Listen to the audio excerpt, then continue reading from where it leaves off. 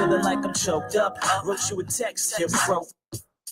Yo, baby, what's up? I've been around him and I know what he's about.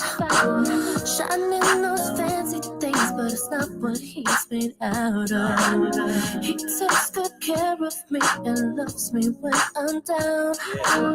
He's my best friend of me, and damn, he makes me proud. So now I'm feeling like I'm choked up. Wrote you a text, you broke up. I try to settle some things, but now that game's done. I see your face red, you're getting wasted. You play with fire, it'll get you like you K-Fed. We on a record, baby, you got a second maybe. And yeah, I don't know who I am. Sorry, Chelsea, lately. Let's teach it as a lesson.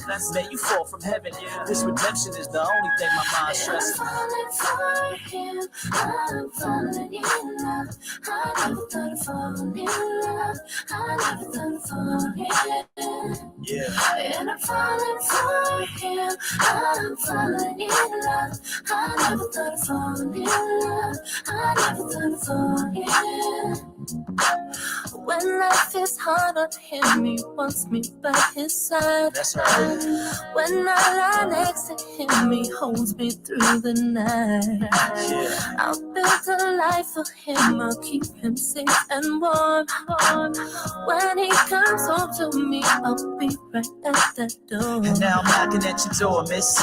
Open up, looking gorgeous, fly from head to toe. She smiles, a metamorphosis. Sunshine shine, the clouds can run their course. When we set sail, everything is in orbit. Fight but never forfeit. Who knows you best? Let's take an overseas trip on my private jet, and like that, we reconnect eyes and spirit. I'm falling deep for your love, and I don't care who hit me. And I'm falling for him, I'm falling in love. I never thought of falling in love.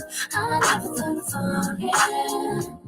And I'm falling for him, I'm falling in love. I never thought of falling in love. I never thought of falling. Baby, you don't know how much I need you. You know I would give up everything to be with you.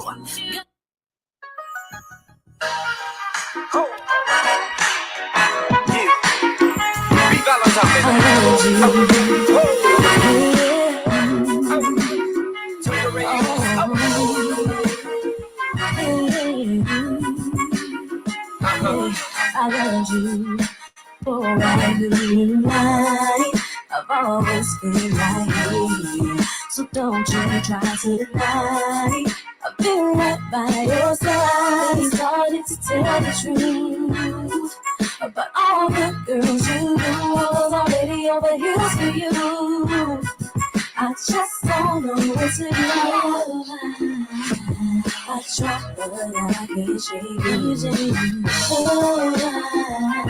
I love you. I'm the one that you leave me alone. Stay on later, don't even go.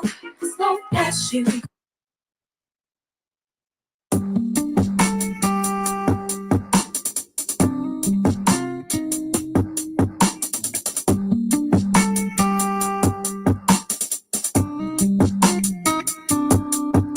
Fuck conversation, I'm throwing on my lever. Leaving the crib with a dead John letter. I'm taking what I need, nigga. Fuck all your cheddar, fuck all your jewelry, and fuck all your cars. You ballin'. While I'm wishing on stars, won't have me. While I'm puffing on jaws, have me in the crib, on panty and bras. While you in the Benz, on nasty my bras. Have your face in another bitch talk. Go ahead, bad boy. That's how you get shot. And I ain't even like that silly nigga, but I'm hurting. I feel the nigga. I'm pondering on if you really feel, huh? Only a man can make a girl a killer. And with a nine like this, my nigga don't see. I'm keeping it behind my. I'm about to piss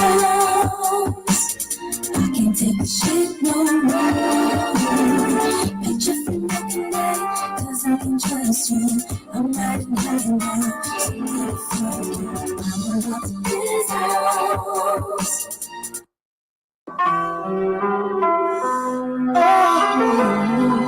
Yeah.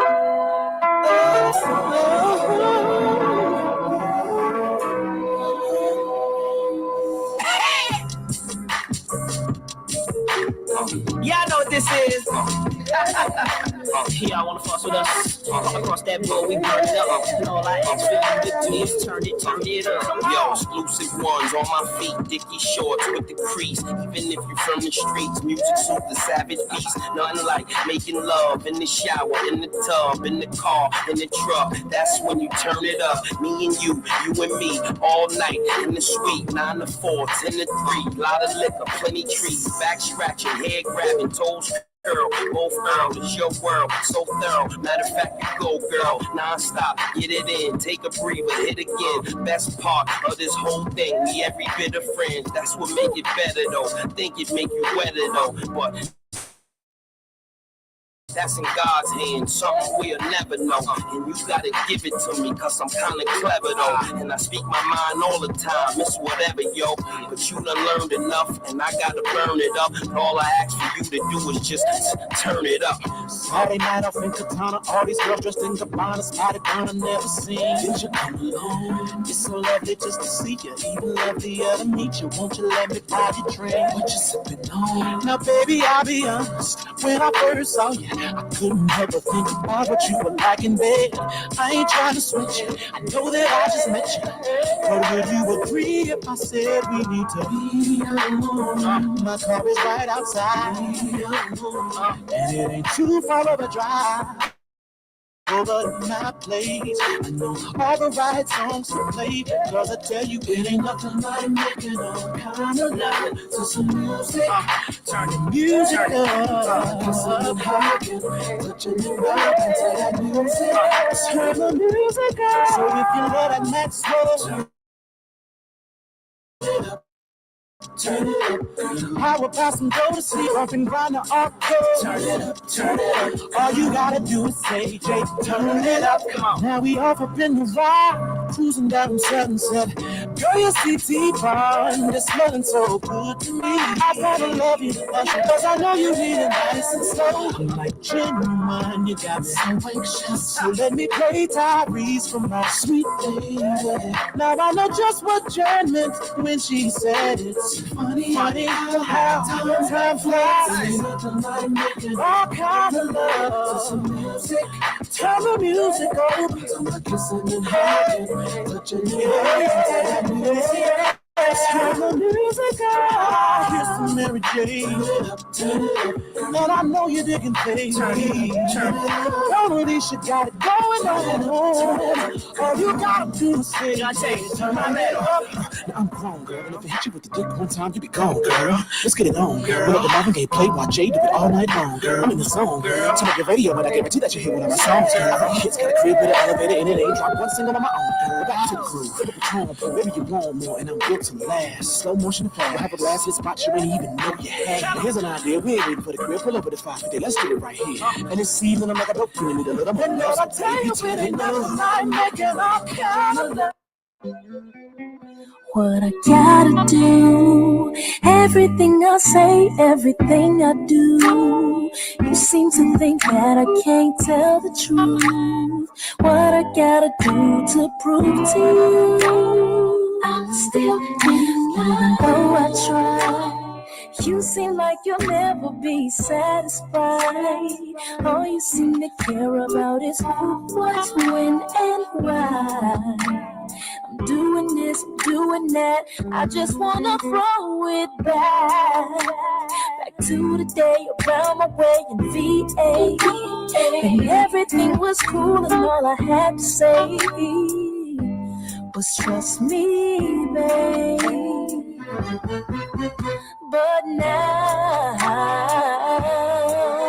no, everything has changed. Will it always be this way? I know that it's all my fault. One night of pleasure really cost me. I was so wrong. I know I was wrong. Take yourself time. Say what's happened. So I'm really good man. Gotta let it burn. I'm still in love. Oh, baby, I'm still in love. so proud of you. Cause not a lot of guys can do what you do. You stay true to me, so faithful. So what I gotta do to prove to you I'm still in love, and I can't give up. Maybe I got something that you're trying to feel. You the only one I'm only getting it. I'ma turn the music up and let it play. And we gon' do it to a little Jodeci. Baby, baby, I've been thinking about you crazy, crazy, crazy. Baby, baby, I'm impatient, tell me why you got me waiting. You better make it worth my time, cause I got something sexy on. Alcohol in my cup, I don't want another text, no, no. Time for you to pull up, pop it. Didn't think that I'd forget about the way you ran them lips. You've been talking real big shit, so I'ma hold you to it. You said you wanna do it in a freaking world, well, that I gotta see. And you said you wanna kiss me every freaking world, well, that I gotta see. But you gon' have to show me, baby.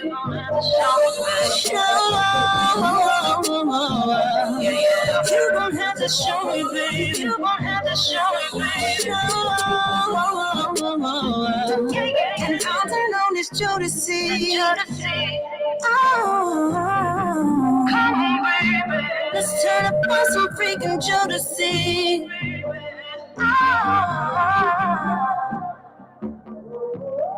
Baby, baby, when you get here, I'll be standing in the doorway.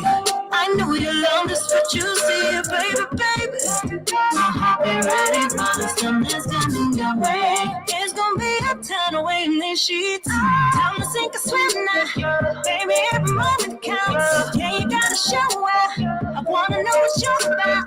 Don't you think that I forgot the things that you said? Cause every single word you spoke is stuck in my head. And I wanna do it in a freaking world, well, that I gotta see.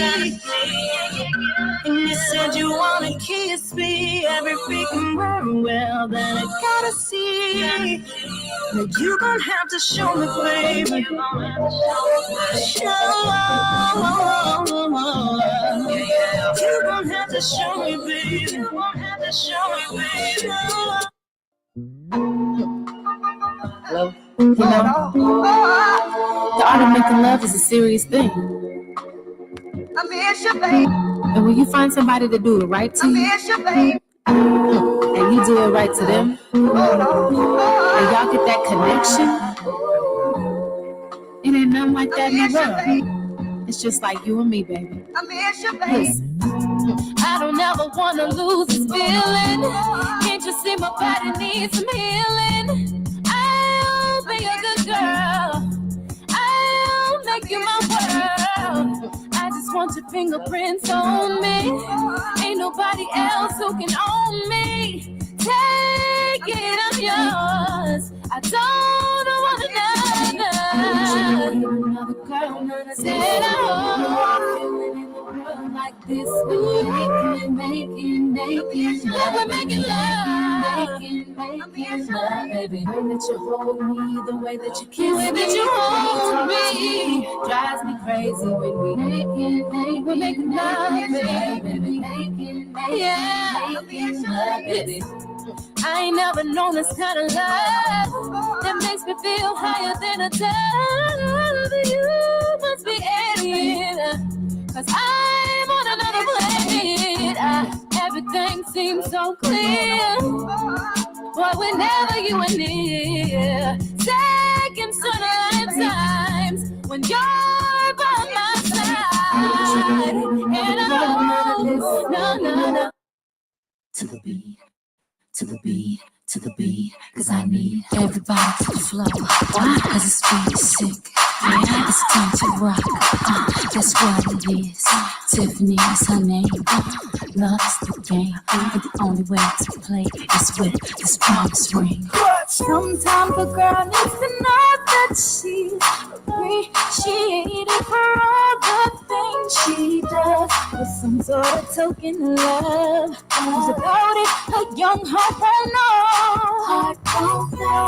And right into my surprise, he pulls out a small full box, pink ribbon tie. I'm wondering what's inside. He opened it and then he replied, he said, I promise not to hurt you, I promise not to lie, I promise to befriend you and defend you with my life, I promise you forever, I promise you today. He said, would you wear my promise ring? I said, if you break your promise, we're breaking up. Got a couple things that I want. One from the south, like sweet thing. If I want your promise ring, I could be very young thing. You could become happy.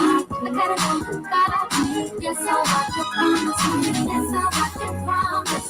Promise, promise. Yes, I want your promise. Yes, I want your promise ring. Yes, I want your promise. Promise, promise. Yes, I want your promise. Yes, I want your promise ring. How in the world could a girl say no? I knew it the moment he made my finger glow. It's good to know I'm who he chose. I'm sure how he felt, now it shows. Now it shows. You know when you see me flow, no way it's gonna get lost. I never take this off. I'm older if they call me by your name. I wear it on the chain. Because I can hear you say, promise not to lie, promise to befriend you and defend you with my life, and promise you forever, promise you today. He said, would you wear my promise ring? I said, oh, break your promise, we're breaking up. Things that I want, from the south, like sweet thing. If I have your promise ring, I could be very young. You can't come by my thing. You gotta be. Yes, I want your promise ring. Yes, I want your promise. Promise, promise. Yeah, boy. Yeah. Bad boy. Celebrating right here. Day 26. Day 26. Listen right here, come on. All the niggas gonna rush the dance floor. Young Jock. Please believe. Let's go. Yeah. Hey. Throw them deuces up and add a 6 on it. The homie Young J.O.C. about to spit on us. Yeah. Come on. Hey, yo, this bad boy. Day 26. Jock. They call me Diddy. Let's go. Doing my 2 steps off in Club Pure. The girl walks by rocking Christian Dior. We mix it up like juice and liqueur. Put it over, turn the throw some juicy couture. Go back, see, let's do it in the PJ. Come on. I'm so fly, yeah, I know that's so cliche. She's out of breath cause we've been cutting like a DJ. She's on top of me, beneath me is the freeway. In the club, dress looking like it's painted on. I can tell that she ain't got any panties on. But baby, that's the way that I like it, yeah. And I know she's from the hood. The way she drop it so hard, booty bumping like the sounds in my car. She should let me take it up a notch, get her off the block, take her to my spot and let's go. I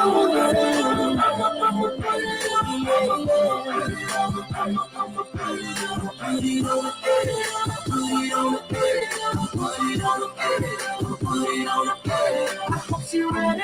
She about to get it. She know my body, so I'm about to get it. Put it on it. Look, man, it's Friday. We need to turn up. What's up? What's happening, baby? Hey, I'm on my daily, baby. I know you love it. Yes, Slim. What's young? Man, it's early, man. Go get you something to drink. Go ahead. It's all right. Oh, see what's this right here's a classic like a pair of Reeboks. I check the time, ice blocks on my G-Shock. You know who it is, Slim, Young G's up. Just stepped out fresh out the shower. Gotta stay fresh, take about an hour. Gotta get dressed, your boy's so clean. Both of them on, I got them blue jeans. Fresh pair of shades, house on my wrist. Sock to the drawers, your boy stay fit. I'm ready. Can nobody tell me nothing. Woo. Feels like I'm taking life, I'm so high. So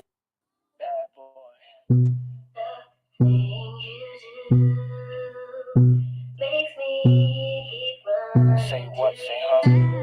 Say what? Say what, say huh? It's just not gonna stop. Come on.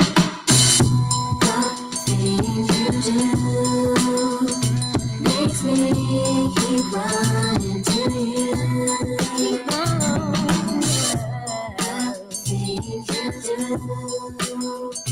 Makes me keep running to you.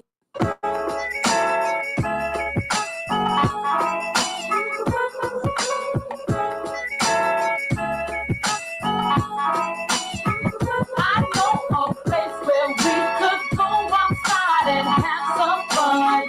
Just you and me, together be a one-on-one. I know you remember when we used to chill back there, smoking up love and sipping on a pint again. Long time no see. What you been doing? Is everything alright? I know you know that I've been fooling, even though I've been out of sight. This time don't leave me. I couldn't help but notice your pain. My pain, it runs deep. Share it with me.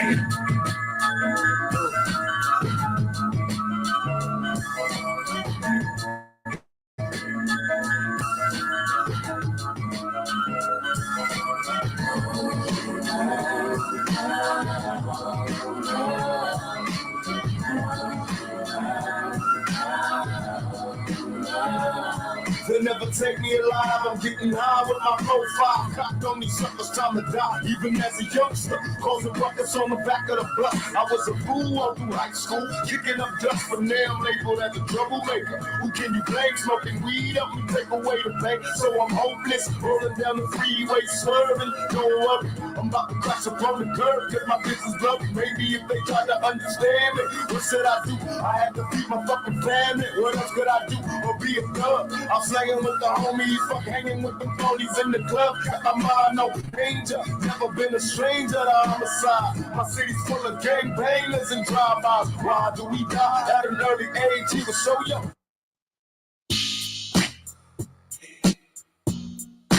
I shall not fear no man but God, though I walk through the valley of death. And shed so many tears. I sit down before I wake. Please God, walk, grab a nigga and take me out. Back in elementary, thrived on misery. Left me alone, I grew up amongst a dying breed. Inside my mind, couldn't find a place to rest until I got that thug like tatted on my chest. Tell me, can you feel me? I'm not living in the past, you wanna last. Be the first to blast. Remember Cato, no longer with the seat deceits. Call on the sirens, seen them murdered in the streets. Now rest in peace. Is there heaven for a G? Remember me, so many homies in the cemetery shed so many tears. I suffered through the years and shed so many tears.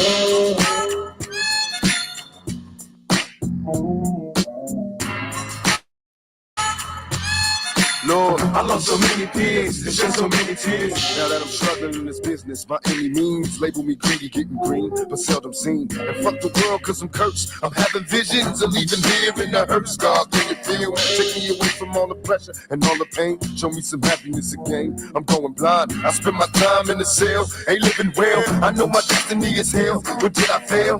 My life is in denial, and when I die, baptized in eternal fire, shed so many tears. Lord, I suffered through the years and shed so many tears.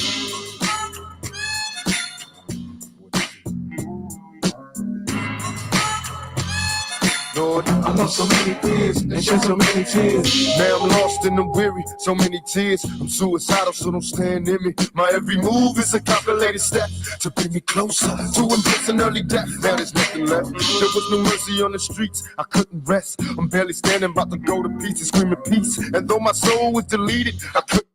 Why you by the window? What's wrong, Daddy? I know what's wrong with that crazy motherfucker. He just stand by the goddamn window with that fucking AK all day. You don't work, you don't talk, you don't eat on the goddamn thing. Death around the corner, gotta stay high while I survive in the city with skinny niggas die. If they bury me as a G.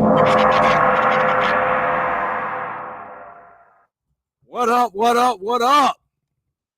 We in here. What's happening? We in here today, man. I wanted to come in here today, cook a little bit, just kind of analyze some things, just kind of thinking about this LeBron fuckery that we're witnessing out here nowadays with just the outright, just, I don't even know what the word, the pandemonium that tends to happen whenever anyone challenges the king, the so-called king, right? The fake king, who's really a pauper, right? So what am I talking about? So yesterday, I did a live reaction. I ain't gonna say live, but I did a reaction to, LeBron James's obvious, roid usage, which everybody knows he does. That's not,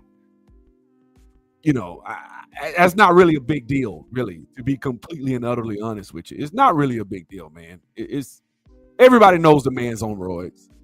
Everybody knows he wants to control the narrative. Everybody knows the 40 bullet points that we always go through, right? That we need to make popular. These are the 40 commandments, right? Not 10, 40.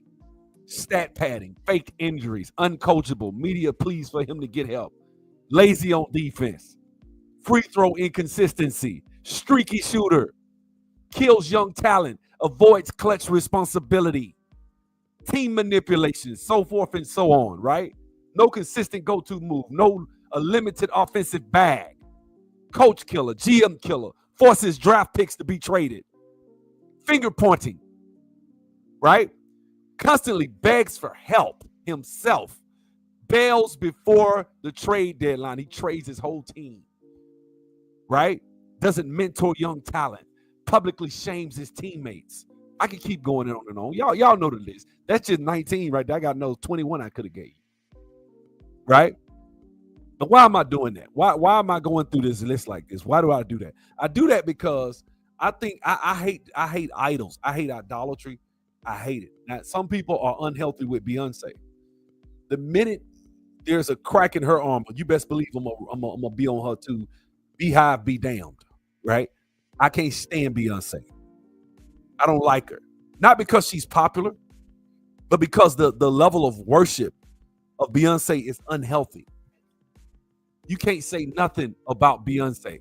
Beyonce can be wrong, and her Beehive fans will show up in droves and fight physically anyone who dare question their queen. Right? And that's where I'm at. That's where I'm at, man. I don't like people like that. I think it's unhealthy for society. Fandom, look, we can all be fans of people, in a sense. But fan is short for fanatic. Right? There's a thin line between being just outright crazy. Right? There's a thin line between just being outright crazy and psychopathic, right? I'm just gonna show y'all, man. Some of these people are freaking psychos, man. And I'm gonna show you what I'm talking about. Now, this is a classic film from back in the day, from the 90s. But this is pretty much how LeBron fans and Beyonce fans act. Watch this.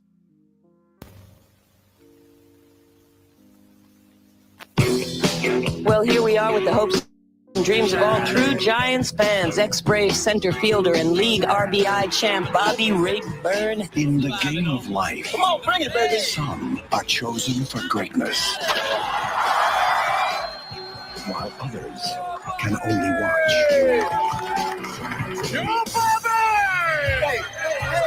Take your hands off.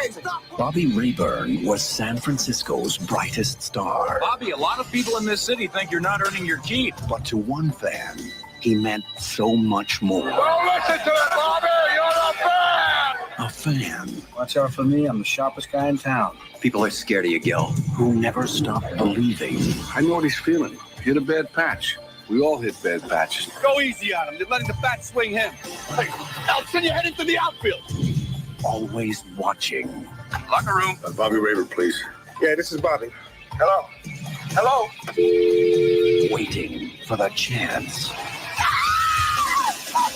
to be a part of his life. What do I say? Oh, you know, look, I was just there. You would have done the same thing. The star. You like baseball?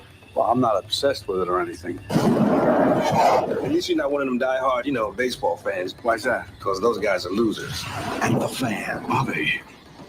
Destined. How do you think you got out of that slump, Bob? I just stopped caring, man. You stopped caring? To share the spotlight. Hey, Bobby. John, say hello to your father. He's on the phone. Curly. Bob? I don't think this is a good idea. You don't think at all. You're just a lucky idiot. This is how psychopathic a lot of these fans are. Now, this man done got this man child. He done got old boy from Soul Food. You can't touch him, man. You can't touch old boy from Soul Food. That ain't right, man. You done grabbed the man's child. This is how sick some of these fans are. What do you want from me? Don't you talk back to me. You show me some respect. Without people like me, you're nothing. I want you to hit a home run for me, Bob. I can't believe you're serious. I'm serious as a heart attack, Bobby. So, Bobby, I'm watching you. And if that pitcher goes easy on you, I'm going to hurt your kid. Every time they think of you, they're going to think of me. Oh, God, please, don't do this. Hey, Bobby. I'm telling you, he's in the stadium. Now do you care? Yeah. So, this makes me think of LeBron fans, right? What do I mean? We're talking back in Miami, back when he was in Miami, and he went to Miami. I didn't like his ass. When he left Cleveland, I really wasn't a fan of him because I just felt like he didn't want to work on his game, and I thought he was lazy. That's really what I felt. I thought he'll play the game, but then he doesn't put the time in to be great. That's what I felt. But I didn't have a real disdain for the guy, right? It wasn't until he went to Miami and the way he announced going to Miami that I stopped liking him. And I remember when he was in Miami, I was on the phone with one of my homeboys from Tuskegee from college, and he messed around and he decided to show me, get me on a three-way with some guy. He was talking something, and somehow we got on basketball. And this guy had played golf with LeBron one day or a couple of times out in Miami or something, he said. And so he said he's a nice guy, and y'all really just hard on that man. He gonna be this, he gonna be that. He just talking, And so I said, well, bro, I disagree. I think it was a cowardly move to go to Miami. This nigga just starts screaming at the top of his lungs, right? And I didn't understand why. I'm like, why is he screaming? Why is he screaming at the top of his lungs? Is not that big of a deal, it's just sports. That's what I thought, right? Fast forward, he goes back to Cleveland, same scenario. When he was down 3-1, I was at the barbershop getting a haircut. I said, yeah, man, I hope that nigga lose. I can't stand him. I'm glad. He always trying to stack his team. And bro, yet another argument ensues at the barbershop. We all know the barbershop arguments. But there's a difference with a barbershop argument. It's almost like LeBron fans, it's like a full moon and they just turn into like werewolves, man. They just, you know what I'm saying? They're just wild animals. They are. Right? Let's look at the idea of the fan that is Shannon Sharp, right? Now, Shannon Sharp clearly knew Michael Jordan was the GOAT. If you go back, it was easy. Before Shannon Sharp got on TV, Shannon Sharp was a clear Michael Jordan fan. He clearly thought Michael Jordan was the GOAT, and it wasn't even close, and he put Kobe second. Right? That's what he said. All of a sudden, Shannon Sharp gets on ESPN, and he gets on, what's the name of that show? Undisputed with Skip Bayless. They had that show going, and all of a sudden, Shannon Sharp becomes the biggest LeBron fan I've ever seen. He starts wearing the GOAT mask, GOAT James this, GOAT James that. He did this, he did that. And I was like, where this nigga come from? It's as if, and then come to find out, we saw when he was on the sidelines, him and LeBron meeting up like LeBron, they meet like they old friends, like they old buddies. They all hugging and laughing with each other. Hey, man, how you doing? I'm like, boy, LeBron done got to this nigga too. So let me tell you what the habit is with LeBron, what LeBron does, right? If it's somebody that he thinks he can reach, what he'll do, he'll get Rich Paul to come up and befriend you. Y'all will hang out in the offseason. He'll spend time around you to befriend you, to get you to think he's the GOAT. While you're around him, they try to make arguments why LeBron is better. They try to convince you to think so. Then what they do is they do business with people that are in these positions. This is the clutch operation step by step. They do business deals and transactions with people like Jay Williams from ESPN. They do TV shows. They do private business, real estate, different things like that. They sign you to Clutch Agency. With Rich Paul, he negotiates high-end contracts with ESPN. Why? Because ESPN wants to be in good with the NBA, because the NBA wants to be in good with Nike. And Nike is way bigger than the NBA. Not bigger than Disney, but they damn sure way bigger than the NBA. Right? And so what they do is they manipulate and control and pull strings at these networks. So now you got Colin Cowherd, who used to keep it a buck about LeBron. Now all of a sudden, Colin Cowherd is saying he'll never catch Michael Jordan. Well, wait a minute, Colin Cowherd. You were saying back in Miami that he passed Michael Jordan, that he was already passing Michael Jordan. You said when he went to Cleveland, that put him over Michael Jordan. 6 championships. 6. But nah. Guys, do you know? I'm just going to tell you. Do you know that in PER, and all the ratings and all the statistics, the best team that everybody thinks that LeBron beat with Kevin Durant and all of them is equivalent to the best team in 1993, which was the Phoenix Suns with Charles Barkley. They're pretty much identical in statistics. Did you know that? A lot of people don't know that. You know what I'm saying? They just say stuff. But the point I'm trying to make is, you see, once they get you befriended, and they get you on their team with LeBron and all that, and next thing you know, LeBron is anybody that dares question LeBron's narrative gets unfollowed. Like we've seen, LeBron unfollows you if you question, if you say, hey man, Bronny doesn't deserve to be in the NBA. Oh my God, you can't say that. He doesn't. He still doesn't. I don't give a damn. If they come back in 4 or 5 years and he's able to be a contributor, a starter on a basketball team, that shit ain't fair, man. It's not fair. I don't think he deserves to be in the league because he wasn't good enough at the time that he came to camp. He should not have gotten a guaranteed contract before he ever touched the floor, which is what happened. They gave this man a guaranteed contract before he ever touched the floor, which is unheard of, unprecedented. They never do that. But they did it for him, which cheats the game, because there was a guy that was in training camp busting everybody's ass, saving the team in the doggone preseason, doing his thing. LeBron was trying to befriend the guy and show the guy love last year. Remember? The guy got out there in the preseason and went off, showed out. Right at the end of the preseason, they cut him. No. They put him in the G League. He was averaging like 27, 30 points, leading the doggone G League and scoring. Guess what they did? They benched him. And they put Bronny out there. And Bronny started taking all the shots. Let me tell you something, man. I was a 6'1", 6'2" athletic guy, right? If you'd have put me out there in the NBA, I can take 20-something shots a game. I'm talking about the G League. I could take 20 shots a game. I got everybody encouraging me, telling me I'm going to be all right. Nobody ever just wants to check me and say, nigga, you trash, like they would have if I got my ass out there and I wasn't good enough. They'd have told me I was trash. But Bronny got a pass. Bronny got training wheels that nobody else gets, right? At a certain age, you're supposed to be at a certain level. And if you're not at that level, there's no way in hell you deserve to be in the league. That's not right. That's like me saying, hey, man, my dad's a neurosurgeon, so I'm going to let him come in here. He's a neurosurgeon, but I'm going to let my son come in here and do brain surgery. He's a straight A student.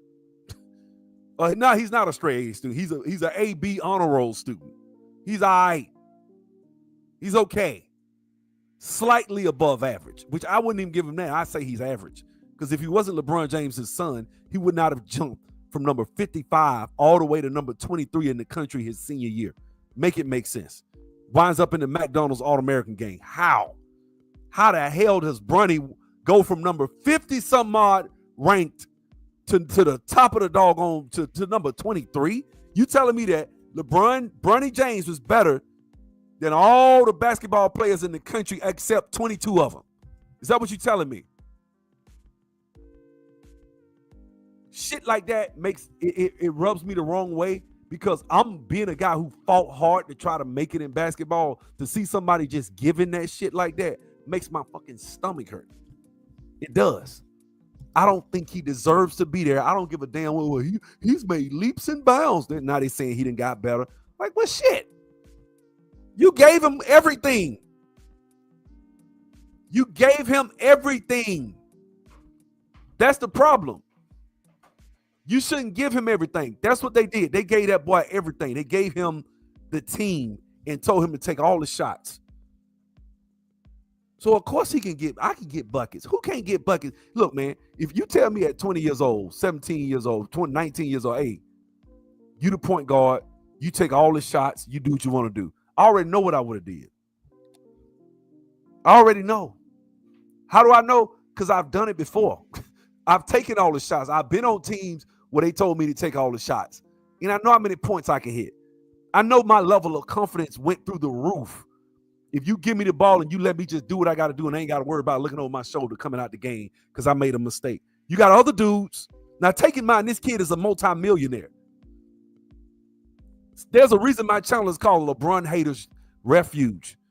The reason I call my channel LeBron Haters Refuge is because I hate shit like that. I hate to see this guy shit on the little guy, because that's basically what he did. LeBron James, a multi-billionaire, put his son, a multi-millionaire, in the position to take off the table of somebody's family and have to give them a life-changing opportunity to be a multi-millionaire and make an NBA roster. But nah, you're going to put your sorry ass son on there, guaranteed.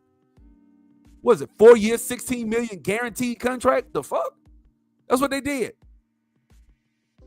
So what that does is that hurts and hinders the team's ability to pick up people to help them win, which means that is an automatic strike against LeBron James.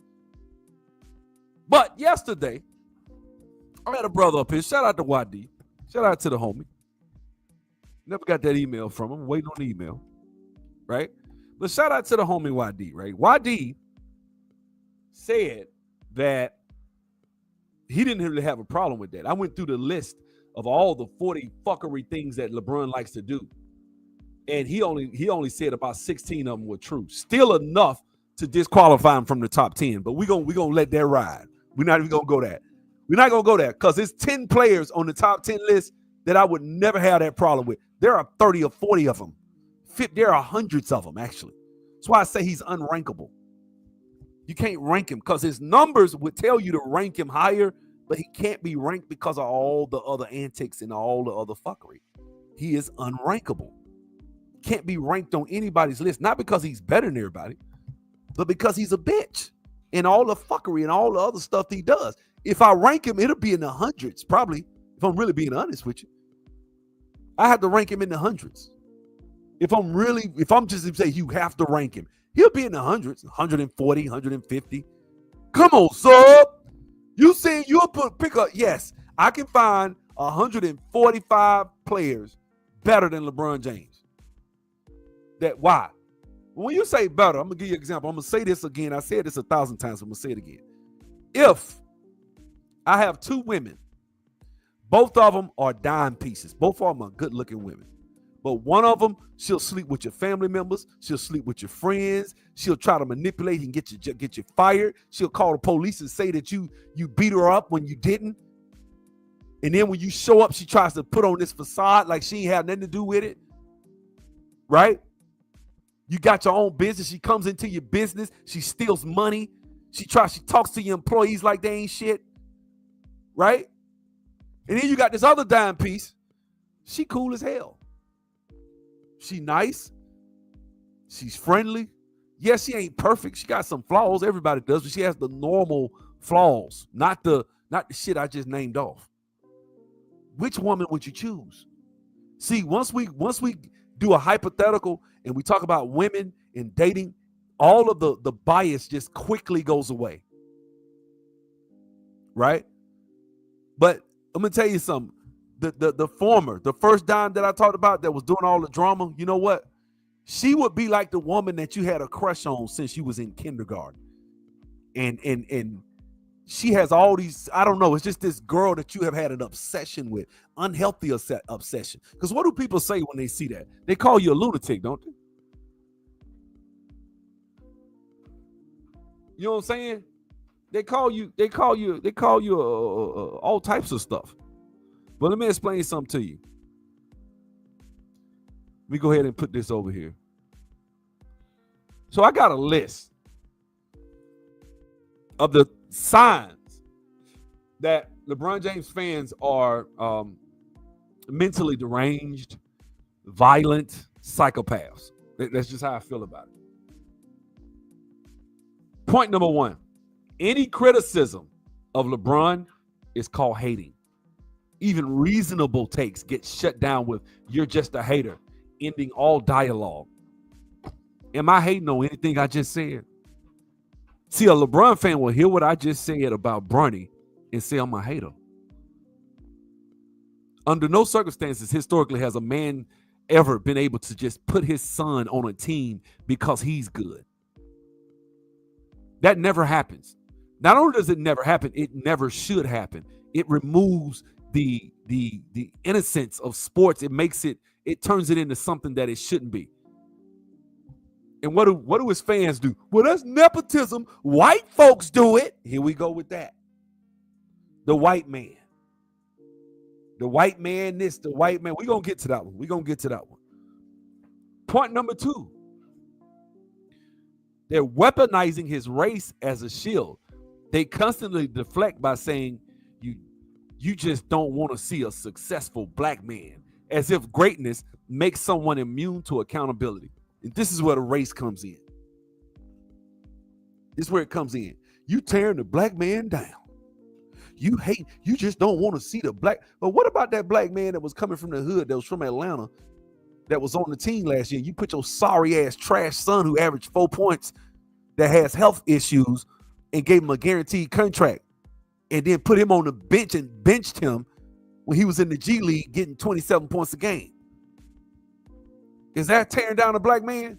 Or how about how you disrespected and got Darvin Ham fired and humiliated him in front of the whole world, throwing tantrums and going down to the end of the bench with a towel on your head, ignoring him? Huh? Is that tearing down a black man? Or how about the fact that what's his name? The guy from Cleveland. I forget his name. The coach at Cleveland that's now at the Clippers. Tyronn Lue. Tyronn Lue had all types of health issues when he was with you, man. That man had to take a break. You was stressing him out so bad. Why he got to take no break now? That man was under so much stress coaching you. You're uncoachable. You are uncoachable. Right? How about Mike Brown? You left him high and dry. I mean, we could go down the list. Now, when it comes to J.J. Redick, this is the first time I've ever seen him protect a coach. Now, I don't want to go off. Listen, I don't believe in calling people coons all the time for stuff, but something about that shit seemed weird because he didn't protect Darvin Ham when And Darvin Ham took his ass to the Western Conference Finals. He didn't protect him. You went out first time.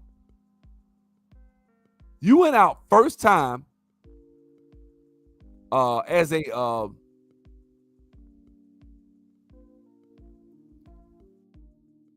okay, anyway. You went out for I was checking my email. Somebody sent me some. You went out first round, bro, against a team. You was a 6 seed. Damn near was in the damn play-in game. I think they did get in the play-in. How the hell you let a play-in team beat you? You number 3 seed. Make it make sense. They're going to be a number 3, number 2 seed this year. You know why? Because they're going to lead the league in free throw shooting. I'm nigga dumbest. I'm going to make a prediction. The Lakers will lead the league in free throw shooting, free throw attempts this year by 400 attempts. There will not be a team within 300 free throws as the Lakers. How much y'all want to bet? Real talk. How do I know that? Because I know how shit go. They done turned your boy into a doggone 20-point a game guy. Austin Reeves playing for the Atlanta Hawks will be a 14 or 12-point a game guy. He come out, but all of a sudden he playing for the Lakers. He's a 20-point guy. Make it make sense. Number 3, he has this moral halo effect. They act like LeBron is above reproach because he never gets in trouble, ignoring valid critiques of his actions on and off the court. Have you ever been talking to a LeBron fan and heard them say, LeBron don't never get in trouble. He married to his parents. He got a good family. What the hell? Am I the only one that have heard that from LeBron fans? Because I have. I've heard that. How about number 4? Taking criticism personally. They act like you insulted them if you don't call LeBron the GOAT. Like if I say LeBron is number 3 or number 4 all time, it's an insult to a LeBron fan. Ain't that right, Charles Anderson? If somebody say, man, I got LeBron number 8. Oh, the blasphemy. How? How is he number 8? Ain't that right, Charles? Number 5, disrespect towards other greats. They regularly slander Jordan, facts. Kobe, duh. Duncan, they got to get rid of Kobe because then their case is weak. And others just to boost LeBron's case. Yeah.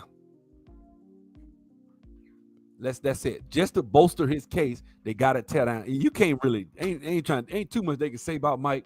They just got to make up some fake ass arguments, which we'll get into that in a second. Turning sports debates into racial conflict. They treat legacy discussions like social justice battles instead of basketball analysis. Come on, man. He got Maverick Carter. He put his homeboys on. Come on, man. He black empowerment, man. He about his people.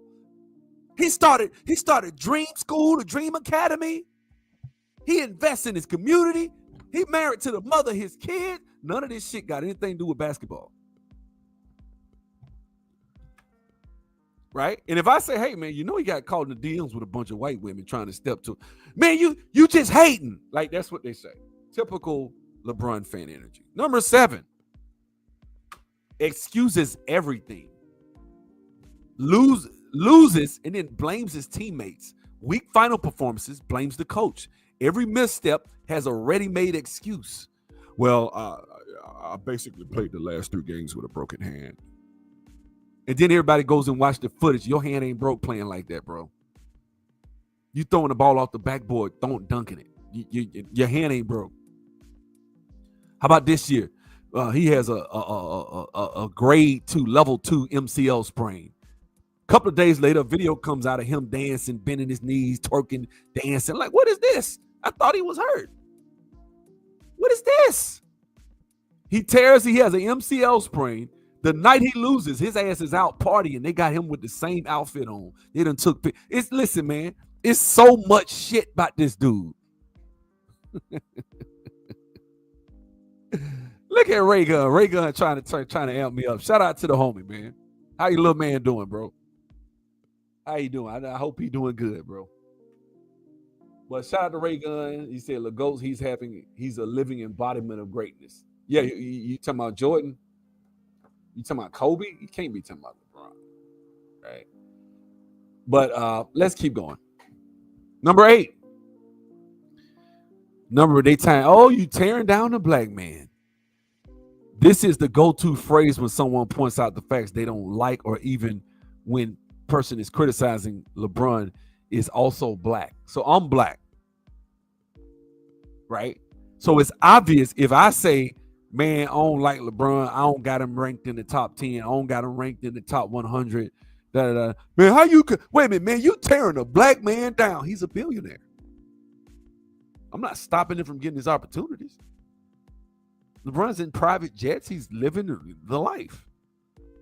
He had an alleged affair with Beyonce. I mean, this dude done everything, man. I mean, he's had a great life. I'm not a hater. I'm just calling it out. I'm not tearing him down. Number 9. Here you go. Obsessing over stats, not impact. Man, LeBron, he was 35%. He was 48%. He hit this. He hit these threes. He did that. They lost, though. Yeah, but he added stats, though. Obsessing over stats, not impact. They use total stats to argue greatness without context, ignoring era, pace, and actual dominance. Woo, that's a good one. Actual dominance. What does that mean? What does that mean? Oh, you got more than one? That's good, man. That's good. I remember you had that first one. We had talked about it, Ray Gunn. Congratulations, bro. But what does it mean by he doesn't have actual dominance? Well, let's go back through the history. First 7 years in Cleveland, kept losing. Couldn't even make it to the finals a lot of times. Goes to Miami, goes to the finals, loses in like fabulous, the greatest break, like the greatest like meltdown of a star we've ever seen in sports. Let's tell the truth. That's what that was in 2011. He will never be the GOAT just off going to Miami, and secondly because of 2011. Then he comes back and he beats a young team. Okay. He beats a young, all those guys was 20, 21 years old. All right, cool. He beat them. Then he comes back. 2013, Ray Allen hits 3. He wins. Okay, finals MVP back-to-back. That was his best year, 2013. 2014, he loses by record margin. Okay. This is now take in mind. So you sandwich that repeat in between losing with the greatest meltdown and then losing with a record margin to the point where you cussing when the dude is checking into the game. He goes home, stacks his team again. That's another. When did LeBron dominate? When did LeBron carry something? He didn't. You got a 26-14 Kevin Love. You got an already 2-time All-Star who would have probably been a much more All-Star if you didn't come play with him and he'd just ran the team by himself. But you got Kyrie. You got what? A lockdown defender, Iman Shumpert coming. You got a 6th man of the year just given to you by the Knicks, which was weird. Had never seen nothing like that. Right? You got all these pieces, and you go and you lose to Golden State because 2 of them got injured. It was really just Steph versus you. That's all it was. Steph versus you. Let's keep it a buck. Well, no, they had no. At that time, they weren't what everybody think they became the next year. They weren't. So he lost. Where's this dominance? Show me dominance would at least be a 3-peat. You done squeezed off 2 people done got championships. 3 people done got, well, hold on, wait, I got to go back to the Cleveland years. Boston got championships. Kobe got championships. San Antonio got championships. Then Kawhi Leonard comes with San Antonio, gets a championship. Steph Curry gets a championship. Where's this greatness, fam? Huh? So let's keep going. He goes and he wins 2016 with all of the hoopla that happened. They win 2016. Okay, cool. I'm gonna give him that one. I'm not even gonna talk about all the reasons that he won. I'm just gonna say he won, right? What happens after that? What does he do? He loses. But what made it crazy? I'm gonna tell you what made it crazy though. When he was going to play the he was going to play the Golden State Warriors in the finals. This is a guy who's supposed to have been dominant now. He goes to play the Golden State Warriors in the finals in 2017. What does he say? He says, quote, I don't want to talk about them. This is after you just eliminated the Toronto Raptors with DeMar DeRozan. Man, I don't even want to think about them, man. I don't want to talk about it. But you got to. That's how you win championships. You're supposed to be focused on how to beat them. He didn't even want to think about it. It's so much shit this man said that just disqualifies him from being a leader. There's just no way a leader would say some shit like that. But he did. He actually said that. That's not dominance. That's a coward. That's a guy who, I got bad credit and they about to foreclose on my house tomorrow, but hey, I don't even want to think about it. I'm just going to get drunk tonight. That's LeBron. Come on, man. So, too many people dismiss him as a great basketball player, but he threw himself in the argument. He wore number 23. He tattooed Chosen One on his chest. He stole the powder toss from Michael Jordan. He did that. He put himself in the GOAT conversation. He got Rich Paul calling people. We have this verified. If you get on there and say something LeBron don't like on television about him not being compared to Michael Jordan, Rich Paul will literally get on the phone and call you and try to check you. This is a fact. So, yeah, he deserves the smoke he gets. Now, back to this lack of dominance. He has no dominance. He gets beat 2018, 2017, 2019, they get injured. But by then, he done jumped and went over to L.A. Now, remember, he's supposed to have been great because he had that great finals run. He was going to the finals 9 times or something at the time. He was, 3-6 in the finals? Remember? He goes to L.A. 2 guys are on the team averaging right at 20 points a game, and he can't even make the playoffs. One of them would literally a season later become an all-star. Brandon Ingram. Basically, a poor man's Kevin Durant. That's what he was. If we telling the truth, they still call him that. So, you got a poor man's Kevin Durant. You got Kyle Kuzma, who's getting you about 17, 18 a game. All you got to do is just buckle down, play defense, and be a leader, and that team will be a playoff team the next year.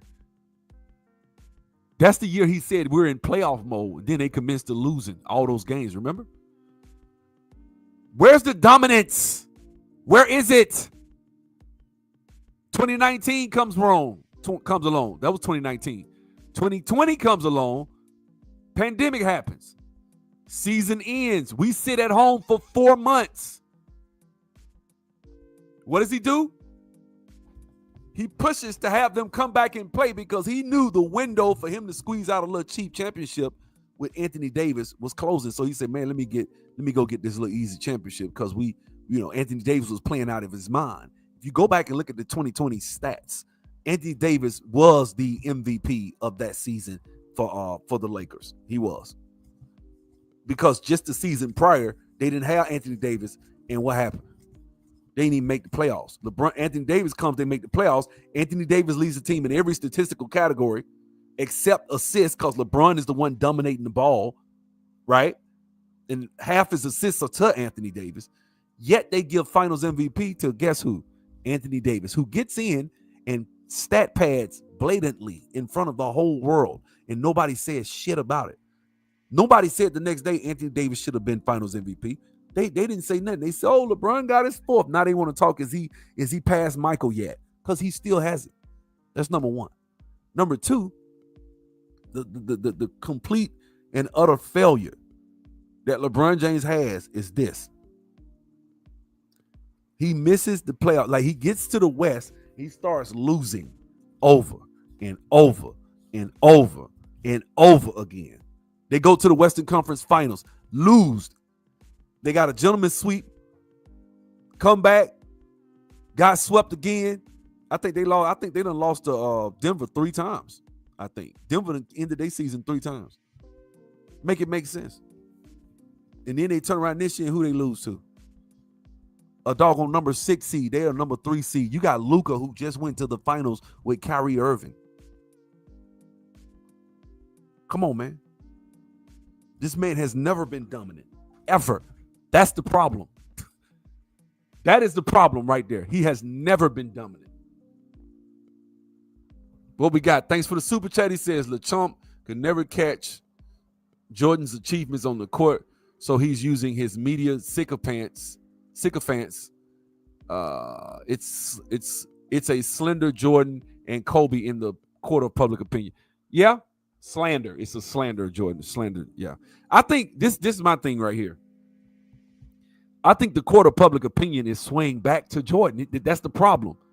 Now Mike finna come back to NBC and start talking and getting out there, and people are gonna remember when they start hearing that NBC. That's it. Mike's status gonna go right back to where it was in 1998. Then what? Now you got a problem. You done played 20 years and you still have not eclipsed him. You're going to have to play double the seasons, Michael Jordan. If that man makes it to 26 seasons, do you realize, listen to me, if he makes it to 2029, do you guys realize this man will have played double the amount of full seasons Michael Jordan played? Double. And still won't be done caught him. Think about that. He would have to win 3 championships to surpass Michael Jordan. 3. Come on, bro. And if he do it, he'll damn near be right at double the seasons Michael Jordan played. Michael Jordan played 15 seasons. Let's do the math. Broke his foot the second season. Right? In fact, let me go ahead and I'm going to just go over here. I'm going to share the screen right quick. I got you. We're gonna do this the right way today. We're gonna take our time. We're gonna cook. We're gonna cook today. So I got this right here on the screen. We're gonna do Michael Jordan. We're gonna look at Michael Jordan. Now let's look at the seasons Michael Jordan played. See, this they don't tell you the truth, man. Somebody got to tell the truth. All right. How many games did Michael Jordan play his second season in the league? 18? So you can't even count a season where he played 18 games. I said Michael Jordan played 13 full seasons. We're going to count them, okay? Sure, I'll drop the link in a minute. We're going to count the seasons. Number 1, 1984-85 season. 2, 3, 4, 5, 6, 7, 8, 9, 10, 11. Well, I can't count that one because he played 17. So that's 11 seasons because that would have been 12. That's 11 because he came back 94, 95. He's out of shape. When Mike got time to come to training camp and play the whole season, 6 out of 11 times he won the championship at Chicago. He comes back for the love of the game the last 2 years. So technically, Mike only played 13 full seasons of actual basketball. 13. So I wanted to put that out there for the people. Right? Now, let me get back to my list. So LeBron James has never really had any true dominance in the NBA. He never dominated. Can't name an era where he dominated. You can say, you can't even, listen, you can say the Lakers dominated the 80s, and it's pretty clear. I mean, the Celtics got 3, but I would say that was a decade of the 80s, of the Lakers. We already know who dominated the 90s. We're not even going to play them games, right? I'm going to go ahead and say that the Lakers dominated the early 2000s. Why? You got 3 championships with Kobe and Shaq, and another one with Kobe in 2009 before we start the next one Kobe wins another one. But then you got Golden State. They done won 4 in this decade. LeBron won 4, but did he dominate? No, he won 3. I'm sorry. He won 3 in the 2010s. He won 3. Steph was able to pull out 3 as well. Kawhi, I think he won 2. I don't think that's dominance. I'm sorry, I just don't. I don't think that's dominance. I don't think he's able to dominate. You're not able to dominate like that. Dominance would mean that you are actually like stopping people from winning championships. Dominance would have been going to the finals and beating Golden State with Kevin Durant. Dominance would have been going to the finals and beating the San Antonio Spurs. That puts you ahead of San Antonio. That puts you ahead of Tim Duncan because you beat him. Dominance would have been in that series back in 2007. You at least took them 7 games. You wouldn't have got swept. Well, it was San Antonio. He was young. Well, yeah, but when you look at the numbers, that was a pretty close damn series. He just couldn't score. They dared him to shoot, and he couldn't. Then he comes back. We just saw it yesterday. He comes right back after 2007, plays the Celtics in 2008, goes 7 games. They play him the exact same way. The only reason they went 7 games was because the pieces that Dan Gilbert and the Cavs put around him were actually doing what they were supposed to do. Joe Smith, Ben Wallace. I just showed y'all the numbers yesterday. We just looked at it. 2008 season. That was supposed to be a super team, right? How you take them 7 games then if they such a super team? If you had to just showed up and scored a couple of games, you would have beat that super team. Come on, talk to me. 2009 happened. You get the best record in the NBA. You lose to another team with none but role players, and Dwight Howard only averaged about 22 points a game. When did he dominate? He didn't. He goes 2010. The Celtics beat him again. He gives up mid-game and walks in the tunnel and takes off his jersey. Clearly, he's given up. He broke right in the game. We sat there, we watched it. See what I'm saying? He goes to Miami. Not 4, not 5, not 6, not 7. So you promising 8 championships to the city of Miami. And you go, what, 2-2? And then you leave disgraced. Come on, talk to me. That's what he did. Let's keep going. Talking about dominance. Number 10. LeBron fans always blame the media when it's convenient. They claim LeBron gets unfair media treatment. Do they? While ignoring the fact that he's been the most promoted player in the world for 2 decades. Has he not? He has. Over-reliance on team hopping. They celebrate, this number 11, they celebrate his GM moves like forming super teams as strategy, but mock others for doing the same like KD. They don't like when KD did it. KD's a coward, but LeBron is just ingenious what LeBron did, joining a 47, almost 50-win Miami Heat team. See, people don't talk about that. They're like Miami Heat didn't even make the playoffs, and they was up for the lottery or some shit. Nah, that ain't what happened. Right? Extreme online behavior, threats, doxing, and personal attacks happen often in online debates over LeBron James. They do. Number 13, pretending his career was all uphill. They erased the fact that he failed miserably in 2011 and got swept in 2007. History starts and stops where it flatters him.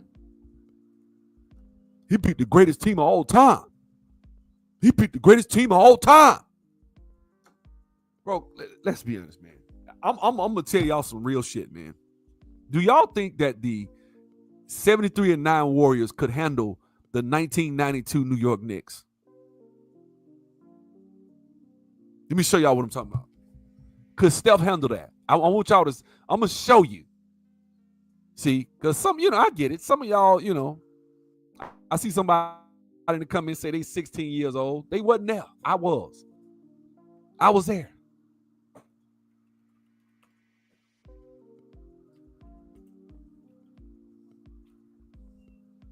I'm gonna do game 6. That's the game the Bulls and them lost. I want y'all to see this, man. The game is, listen, man. The game is the game, bro. LeBron top 2? Okay. Yeah. All right. Anyway, let's go.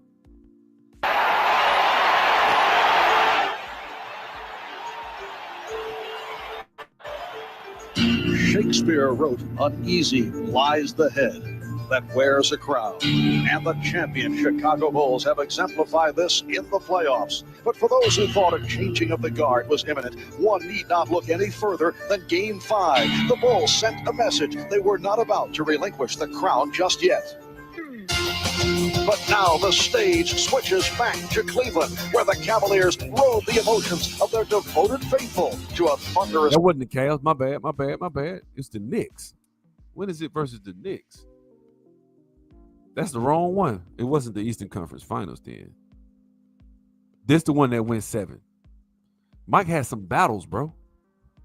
Well, the towels are flying around Madison Square Garden. Another sellout crowd is on hand, and this group is ready for game number 6. And control the tip. McDaniel, met by Pippen, who along with the sprained ankle, we're told, is also bothered by a wrist problem. Jackson. Oakley, played by Pippen on a switch. Jackson, yes. Let me explain. I'm not going to play the whole game. So I guess I got to sum it up by going to this right here.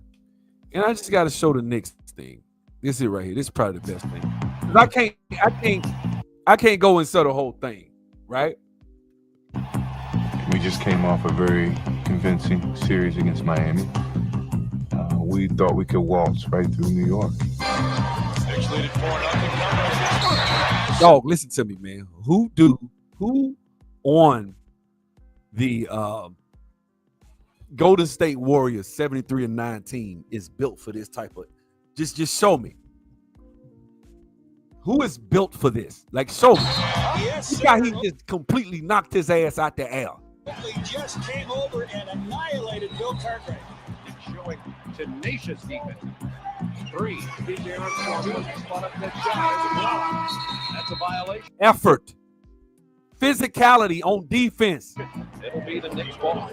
We anticipated playing them a certain way, and they came out totally different. Physical, hungry, aggressive. Chicago is a confident, cocky team. They've sort of breezed through the league all season. They breezed through the first round of the playoffs, and right now they're being challenged. Big jam by Ewing. They are. Listen, man, damn playing the Bulls. Can they handle this type of shit here? You've seen Curry handle physicality. I've seen Curry struggle with physicality with Matthew Dellavedova. I've seen Curry struggle with physicality. When you get physical with Steph Curry, he's not the same. He's not. Steph ain't coming down shoot from half court like that. If somebody up in his ass, physical, just own him. Right? And even if, let's say Steph do his thing, Steph ain't finna offset no damn Michael Jordan. Michael Jordan, listen, I'm just going to tell y'all, who's more consistent, Michael Jordan or Steph Curry? Obviously, Michael Jordan, right? Who's able to handle more physicality? Because Jordan can handle this era. You can't put your hand on him? 50. 50. You can't put your hand on him? 50 every night. That's the LeBron said it's disrespectful to say somebody can average 50. Now the hell it ain't. If James Harden can average 36 flopping, and Jordan can average 37 getting hand checked, Jordan can average 50 without getting hand checked. Come on, bro. Come on now. Let's not play these games. Yeah, they was trying to hurt him. Xavier McDaniel, guys, let me show y'all something, man. Let me show y'all something. You know, hey, it is what it is. I like to come up here, have these games with, have these videos with the youngsters and stuff, and kind of put it out there for y'all. Let me show y'all something, man. Let me show y'all something. Y'all think, man, Michael Jordan won all that, and he ain't really. All right, okay. Now this is Xavier McDaniel. Let me show y'all something. This man was averaging 23 points. He was second runner-up for Rookie of the Year. Look at him. The man was averaging 23 points in Seattle, 21, 20. This is not no little sorry-ass dude. 6'7", 205. He was bigger than that. That's when he came out. X-Man. I'm going to show him to you. See if I can show him to you.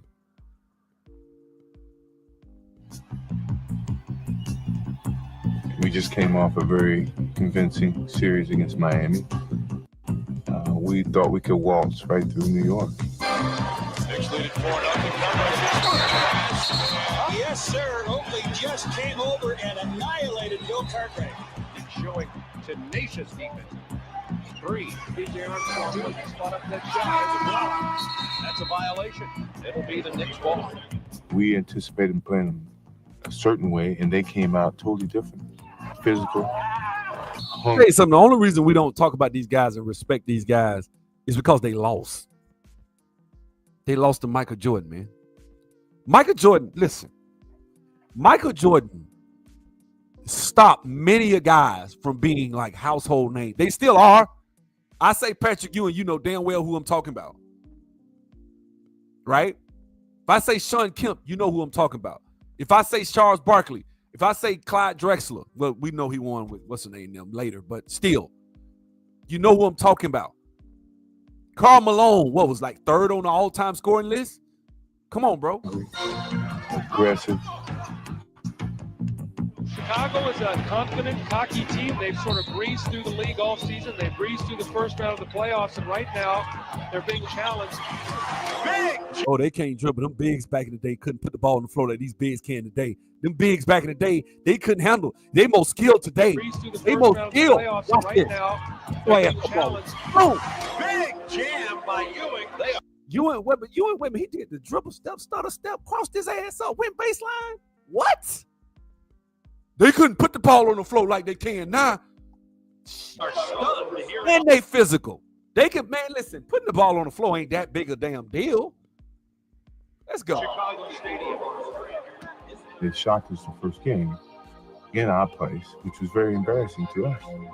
This team is for real. If anybody took them for granted, certainly we realize that they're a team to deal with. If New York has an advantage, it's the feeling that they can. You think the Houston Rockets was physical?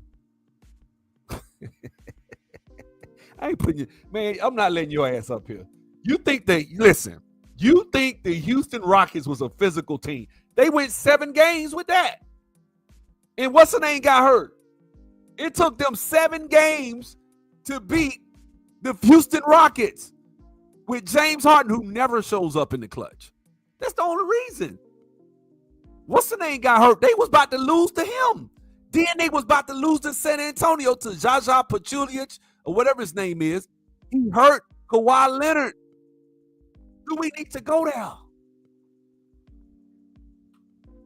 Come on, man. 2025 Rockets would not fit. Well, I ain't talking about today. I'm talking about when I said Chris Paul. I'm talking about when Chris Paul was there. Man, these guys ain't physical, man. Thank you. They think, let me see, you don't know physical. Show me when somebody came and knocked the shit out of somebody. Chicago inside. Took them for granted. Certainly we realize that they're a team to deal with. If New York has an advantage, it's the feeling that they can muscle Chicago inside. Oh, wide open. Got physical they are. New York team that plays. Look how they knocking the shit out of people. It's always that same guy, too. That damn Charles Oakley wasn't nothing to play. It wasn't nothing to play with, bro. Don't tell me that. It takes its toll on you. Purdue with Get a him. bad pass. Wilkins follows Jordan. It took effort. Jordan had to cover the entire floor and play. He had to. Chicago ball. What a great effort by Michael Jordan. Down for Jordan off the string. Yo, crossover. Left hand. I know y'all say y'all young and say Jordan didn't have no left, right? Okay. Now here you go. Watch this. Defense. This shit is scrappy and physical, and I love it. This is the greatest series I've ever seen. I was too young to really pay attention in the 80s, so I'm not besmirching any other series that took place before that. But when I got old enough to really pay attention to basketball, this was the greatest series I ever saw. I got mad respects for New York Knicks fans. You hear me? I respect their fans. Damn it.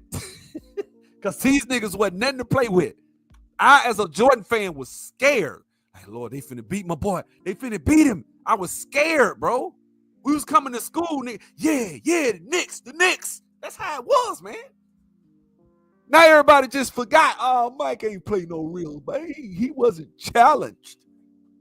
Damn youngsters, boy. Come on, bro. We seem to have control of the series. We never really did. And they kept coming and taking it back. Yeah, I agree with you. The Boston Celtics had a physical defense on Kevin Durant when he was out there in, where was it? Brooklyn, right? What happened? What happened to Kevin Durant when Brooklyn played him? And they played him physical with him and Kyrie a couple years ago, and they got swept. Y'all remember that? He got swept with Kyrie Irving with the Boston Celtics. How did they play him? They played that physical 90s style in-your-face defense. Let's go back to when Tony Allen was playing with the Memphis Grizzlies.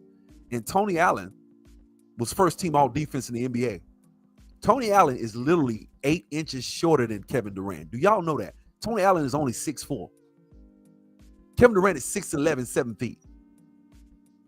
Kevin Durant could not even put the ball on the floor. That man was up in his chest. And you think he's going to handle Scottie Pippen and Michael Jordan? Y'all think he's going to handle Scottie Pippen and Michael Jordan? That type of physicality? Dennis Rodman? Hell no. That's why when Draymond talked that shit, like Draymond, man, we spread the flow. We spread the flow. Y'all act like Mike couldn't figure that shit out. Like they couldn't figure it out. They couldn't figure it out. Teams today figure it out. That's why his ass ain't been winning nothing. Shot clock to 3. Ewing with the steal. It's a 3-on-1. Jackson behind the back. People think because the Bulls are the world champion, we're supposed to just lay down and just let them do whatever they want to us. Hey, this is a game. This is a man's game. Listen, man. Listen. I'm talking about the Knicks. I'm not even talking about the Bulls. I'm talking about how tough this damn team is, man. People think because the Bulls are the world champion, we're supposed to. You couldn't dare say that about the Lakers today. People think just because it's LeBron, we're supposed to lay down. They don't. Show me what the only person I saw that would dare even think like that was a little 6-foot Patrick Beverly. He's the only somebody that would say something like that. These dudes, yeah, man, tonight we're going to go hang out with LeBron, man. We're going to go middle of the fucking playoffs. Yeah, man, we're going to a party tonight, man. They just beat you, nigga. You going to play with them? That's how they do. Yeah, we going to go hang out tonight. Just lay down and just let them do whatever they want to us. Hey, this is a game. This is a man's game. No, in 2016, Jaja Pachulich, a role player they had on their team, tweaked what's her name's knee, and that's how they won. That's how they beat. They was about to lose to San Antonio. They was about to lose. They went 7 games with a doggone Houston Rockets team. So how are they the greatest of all time? Because if they the greatest of all time, then damn it, that means that the Houston Rockets team was the greatest of all time. Hard by Anthony and Michael through the ball. Show me what somebody hit LeBron like this. Watch this. Show me where they foul LeBron like this. Don't nobody. You couldn't dare. You suspended for 5 games. That man just tackled that man. And Michael through the ball, and Anthony Jordan is very upset. They fouled the shit out of him. That's his homeboy. That's his dog he's screaming at. That's his boy. That's Oakley. That's his guy. Now that's doing. That's doing. Yeah, bitch. Yeah. Like I have never seen anybody fight through some shit. These guys can't handle this type of shit, but they already played the Pistons, so they built for it. Mike was already built for that shit. Oh, you want to get physical? I'm gonna give you 40 and cuss you out and say, yeah, bitch, yeah, and we gonna win. This has become a war. We used to say that at the gym. We used to be playing basketball. This is a war. We used to say that all the time as kids because of this. This is what we saw. And the Knicks continue the improbable finish. They send it to a 7th and final game. No, they're fighting like cats and dogs, and then we just fell apart. You're going home for this race. Do we have a choice? Can you recover? Yeah, we don't have a choice. Micah dropped 40. They ain't have but 90 points. I'm telling you, that's the type of shit that would happen, bro. Some predicted a sweep, most a 5-game series, but be honest now, nobody thought it would go 7. If we see a New York victory today, this might well rank as one of the biggest upsets in the history of the NBA. Now, the New York series was one of those fatherly advice type of series. So I kind of asked him, what should I do? How should I attack? Should I feed off my teammates, or should I go out and be the leader and let them follow my lead? And like most fathers, I mean, he said, take the lead. If they don't follow you, they don't follow you. But you have to take the lead. Right. They're hard by Oakley again. That's how they play, man. That's how they played back then. Flagrant foul. They had to make the flagrant foul. They was knocking the shit out of folks, man. Flagrant foul again. And now McDaniel wants a piece of Pippen. I was ready to go blows with him. Both clubs going at each other. Michael Jordan. That dude right there ain't no damn 205, bro. That dude ain't no damn 205 right there. Look at him. I felt that I had to talk trash to the bully so we all can gain confidence. Pippen to Jordan. Reverse, and he hit it with the left hand. Oh, what a step by Jordan. Skill level. That's just skill. That's footwork and skill, baby. That's it. Spin move. Up and under. Get it to me. Crossover.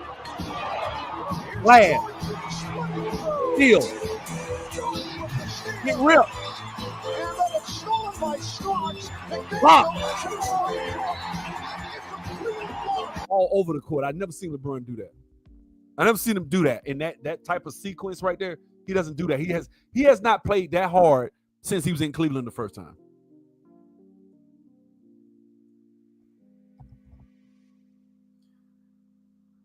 Yeah, LeBron, that was his best game ever. There was one game where LeBron hit 45 points against the Boston Celtics in a game 6. Sure did. I agree. You got to go to the one game that LeBron actually played. There's 2 of them. The one he did against the Detroit Pistons and this one, the one you talking about. Man, LeBron fans are good. You can go back. Were you even born? Are you 16 years old? How old were you in 2012? 3?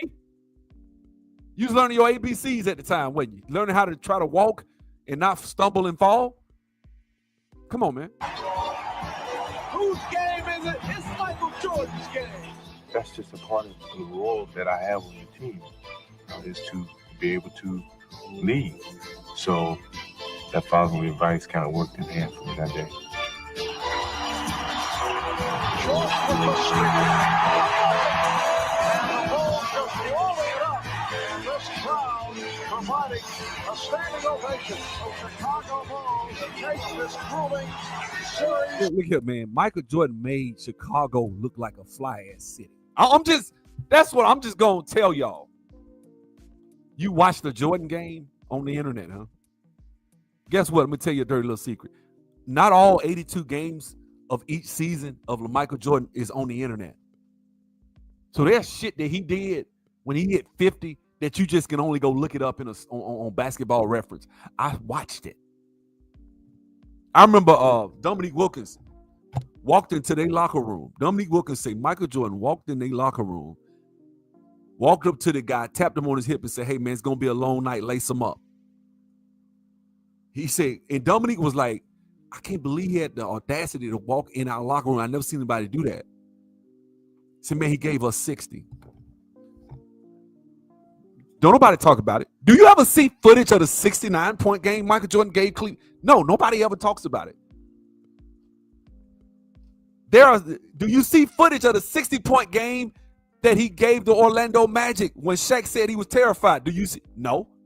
Nobody ever talks about it. We could just pick these. It's so much shit that Jordan did that people don't even talk about. There's a reason Jordan's the GOAT. But overcoming adversity is one of the things that you'll never see with LeBron James. LeBron James never overcomes adversity. He overcomes adversity through free agency, which is cheating.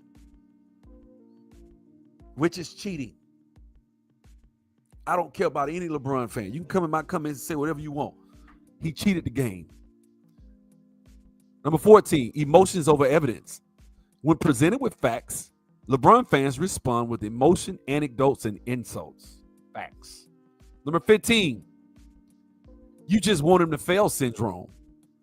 They see any critique as rooted in bitterness, jealousy, and not analysis. Facts.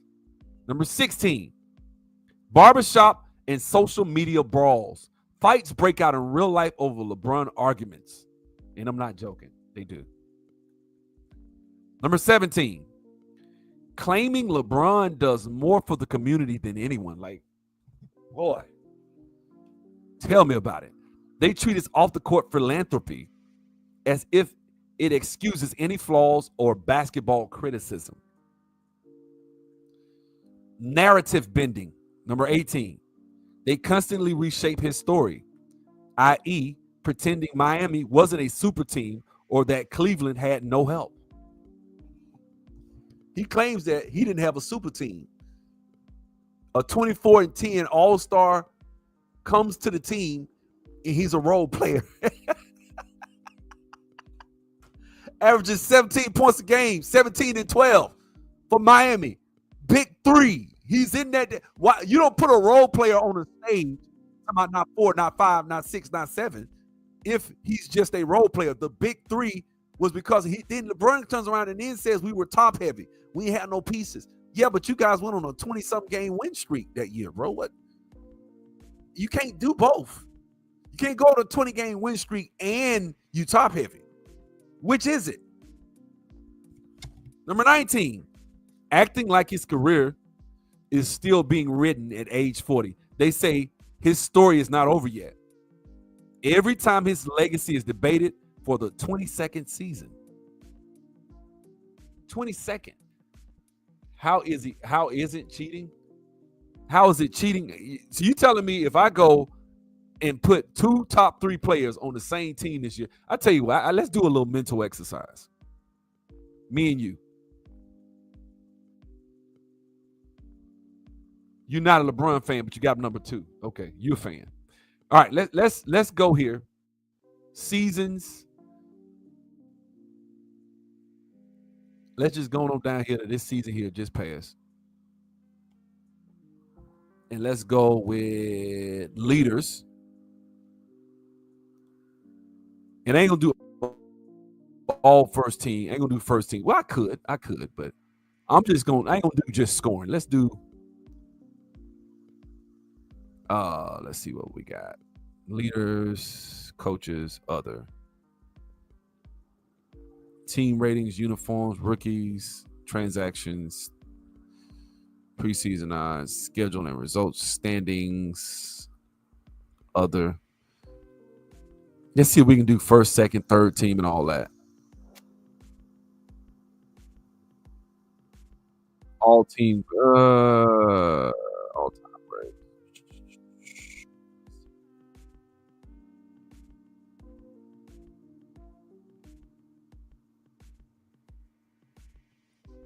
Career blocks per game. All right, let me just find it another way. Give me a second. I got you. got it right here. Here we go. All NBA player selections. Okay. Now let's take this. We're gonna do a little exercise. Show you how much of a bitch he is. Let me show you. So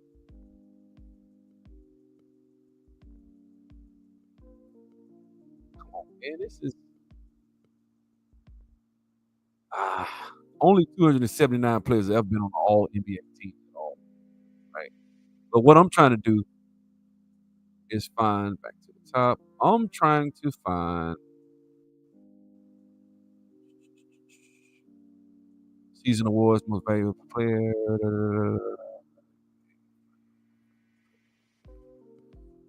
Rookie of the year, coach.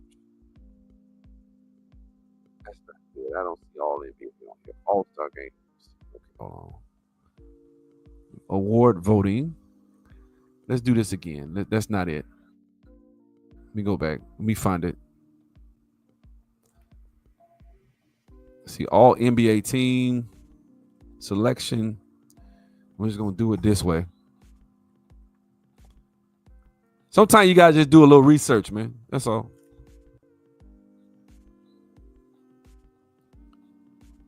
Okay, these are old.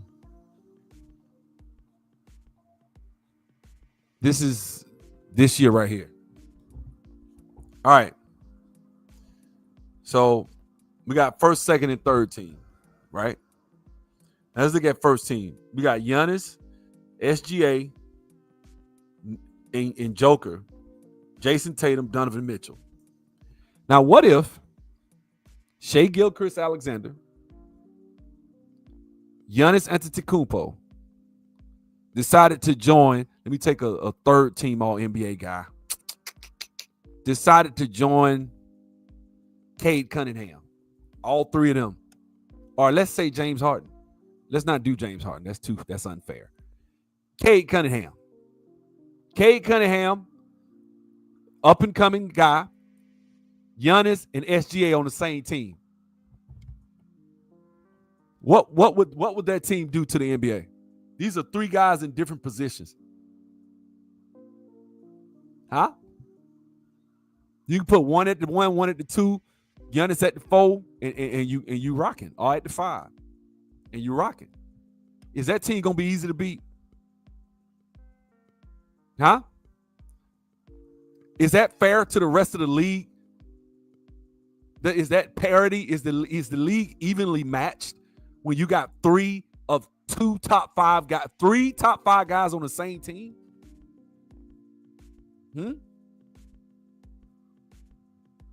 The answer is no. The answer is no.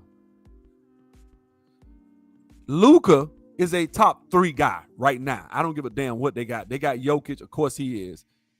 They got Giannis, I would say SGA. Between these two right here and Luka. Giannis right now, I like Giannis, but no, I wouldn't put you. I would say Giannis is number 4. Right now he is. Right? I ain't say I'm not putting Cade as top 5. What I'm saying is, what if he went on the team and joined it? Because that's basically what you did with your boy. With when you joined D Wade and him. Let me go to that year. Let me see. I know he was an all-star. I don't know if he was exactly. Let me see. The year before 2010, LeBron James and D Wade joined forces. 2 top 5 players. Bitch move. Automatic bitch move. And then you got your boy up there. He wasn't there. Where's his name? Where he at? Let me see if I can find him. God, what's his name? What's the third option in Miami? I can't even remember his name. You would be fine with that? That's what I'm saying. You guys don't understand the heart of the game and about competition and competing and what's best for the game. I know you'd be fine with that. That's called a bitch move. That's called cheating. Right? If Michael Jordan goes and joins Charles Barkley, right? Let's go back. Let me show you. Let me just show you what that would have looked like back in the day with the GOATs, with the greats, right? So let's go to 1993.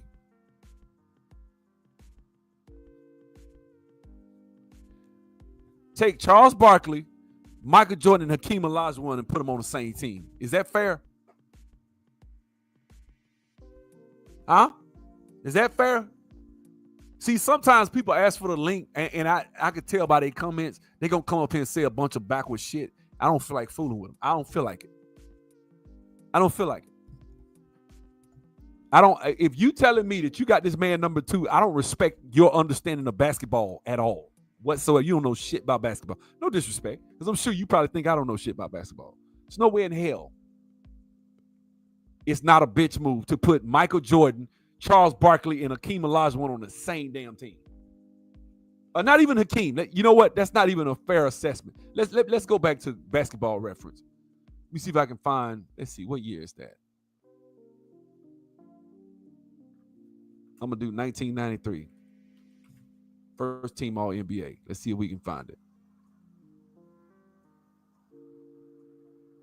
Here it is right here.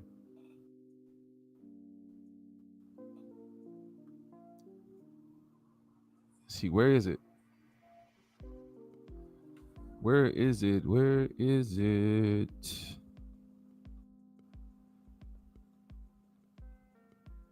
League leaders. This is not cool. Here we go. Here we go. Here we go. Let me just put this over here.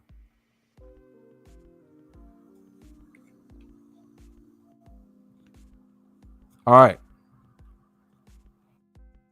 Now, let's roll this down. I'm gonna do the exact same thing. I'm gonna take 2 of the top 3 guys in the NBA. I'm gonna put them on the same team. Michael Jordan and Charles Barkley. Charles Barkley won MVP that year. Okay? So now, you got Michael Jordan and Charles Barkley on that team. Then I'm going to do All-Stars that year. I want to find all the All-Star guys that year. Or better yet, I ain't got to do that. Let me see. Let me go back down there again. Look at this. Was Ewing on there? Yeah, Ewing on here. I can't put him on there. Let me think of a big back then. David Robinson was 3rd, so I can't put him on there. I could do Brad Daugherty. I can do... I wouldn't say Shaq, even though I could have, because he wasn't ranked yet. He was unproven. Right? Trying to think of another guy. It was a big... Sean Kemp could have been there. So Sean Kemp, Charles Barkley, and Michael Jordan on the same team. That's a good comparison to what LeBron did. And he thinks that's fair. Let me tell you what this shows us. This younger generation has been, we've failed them. We failed them. We did. When they think that that's fair, that means you don't understand the value of competition and what's good for the game. Why do we compete? Why play the fucking game if Charles Barkley and Michael Jordan on the same team? Why are you even gonna play the game? Like you're not finna lose. First of all, 2011 is not happening. See what I'm saying? That's why I'm not getting your ass the link, Jeremiah. Don't even come up. When you say you fine with that, I don't feel like arguing with you, man. You think Michael Jordan, what would this generation have said as Barkley and Jordan? Just Barkley and Jordan would have joined forces. What would this generation have said? Huh? What would they have said? Damn, man. That ain't fair, man. They not, and I think Iman Shumpert said it. Let me see. Hold up. I'll find it. I'm gonna pause this. Watch this.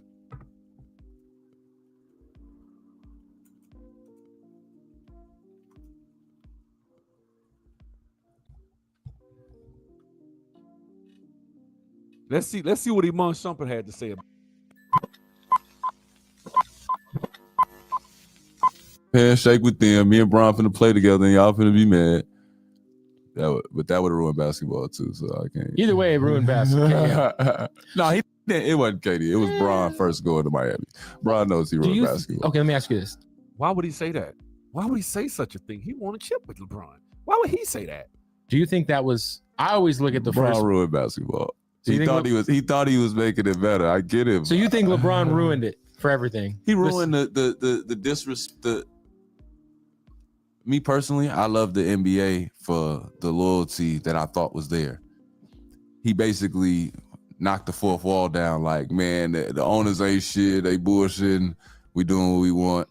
Great business move for sure. But when you think about it outside looking in, like, I got people tweeting me right now. They like literally talking about owners and trades. It's like, bro, y'all not supposed to be talking about none of this. Actually, y'all really supposed to be going super crazy. If you're a businessman and you sitting outside looking in, you like, damn, the fans are supposed to be worried about the games. They supposed to be talking shit like they used to be. We used to just sit there and talk shit. Like, of course, I don't care. You're not finna. I was a Bulls fan. You're not allowed to talk shit about Jud Buechler. Shout out to Jud Buechler, also a great volleyball player. No one knows that. Like, you're not allowed to talk shit about Jason Caffey. None of my guys. Jason Caffey. Or what was the other guy's name? Randy Brown. Shout out Randy Brown. You know what I'm saying? Like, I went to school with his son. Randy Brown. Shout out to him. We could go down the random Bill Wennington. But I'm not playing about the Bulls. And it's like, I feel like now, because everybody's teaming up and shit, like you'll hear people like, no, yeah, man, but they suck over there. You know what I'm saying? Like, he needs to go over here. He needs to get traded. I'll be listening to this shit like, bro, I'm like, do y'all realize the players that y'all just willing to just, if they don't win this year, like y'all, he get traded there and he can't win this year and now y'all just done? I'm like, bro, these two playing styles is gonna take at least 3 years to figure each other out before y'all even got a shot. Y'all big and y'all small gonna have to play together for a little while. It's become like an arms race though, right? It's like very much like it gotta happen fast. It has to happen immediately. Or else it's like everybody's on the hot seat. Yeah, everybody's tweaking and it'd be like, bro, they lost 3 games. Like, bro, chill out. It's 82 games. Somebody lose 3. They start caring about what the man wearing. Is he coming? Like, it's just all type of frantic. And I feel like all the franticness happened when Bron went to Miami. That's when everything became so critical. I guess I agree with you in that aspect that things changed as far as people. Oh no, I'm not talking about the development of the game. If you watch people how they scoring today, I just mean like the way the fans perceive the game. Yeah, they look at it like it don't mean much. Because I always look at the first super team from that era being when Ray Allen and KG went to the Celtics and won that first year. But that's not LeBron James. It's still not LeBron James or Dwayne Wade for that matter. Like, y'all got to do that. Because that was even like kind of end of KG. Still peak KG, but kind of towards the end. No, for sure. You know, peak D Wade, peak LeBron, peak Chris Bosh. I mean, I guess I get it, but no, you don't get it. Nobody gets it. I hear what you're saying. I think that it changed. I think when LeBron went to the Heat, it definitely changed. He wasn't supposed to do that. The way fans looked at the way they really start looking at it like it just don't mean nothing. Like, loyalty means nothing. Guys, basically what he's saying is, damn, like, he can get away with that. He can just go. So that's okay. Like, watch what he say right here. This is LeBron ruined basketball when he left the Cavs and joined Miami. In 2010. Yeah. Why is that? The statement was that Kevin Durant ruined it when he went to Golden State. And I was saying, well, technically, no. Bron ruined it when he left Cleveland and went to Miami and joined forces with Dwayne Wade. Because we was all like, that was the first time I had ever looked at something like, whoa, that's cheap. Thank you. Thank you. The hell is this, man? These damn delusional ass LeBron fans joining a damn 2 top 5 guys, 2 top 3 motherfuckers on the same team. It would have been just as bad if Kobe had if D Wade had left Miami and went to LA. That'd have been a fuck move. It would have. And Bron went over there and everybody was like, this is cool. Thank you. Everybody cool with this? And then it was like, after that, you got to deal with it. See what I'm saying? These youngsters don't know. That's all y'all know is what happened in 2012, 2011. That's all y'all know is, hey, they went to Miami. They went to Miami. And it's Miami. It's the party city. It's beautiful. It's beautiful Miami. You go out to South Beach and, man, you partying, all the celebrities and shit. Man, that's cool, man. He went to Miami. Yeah. Yeah. Player empowerment. Yeah. Fuck the owners. Fuck them. It's all about player empowerment. Who started that shit? LeBron James. He ruined basketball, bro. That's basically what I'm talking about. He ruined it.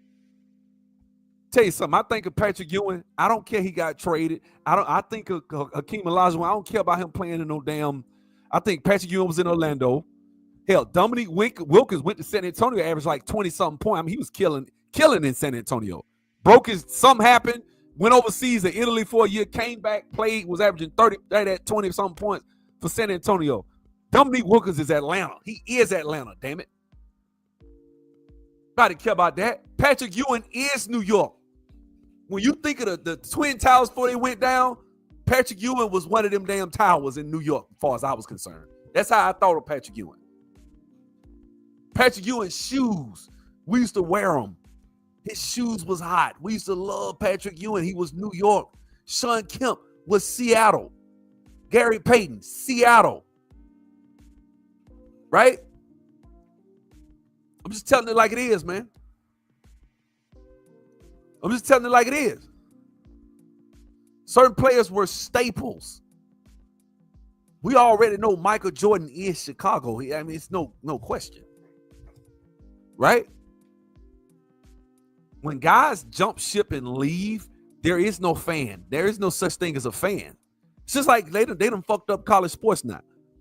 Look, man, I know y'all gonna think this is crazy. I'm gonna say some names a lot of y'all probably haven't heard. A lot of y'all probably think they just role players and shit like that. Let me explain something to you. There was a guy by the name of Randolph Childress that played for Wake Forest. There's a guy by the name of Justin Gray that played for Wake Forest.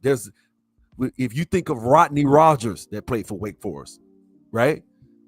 These were guys back in the day when Dick Vitale used to go and talk about basketball. This shit was a big fucking deal, bro. Let me explain something to you. Watch this. I'm gonna show you.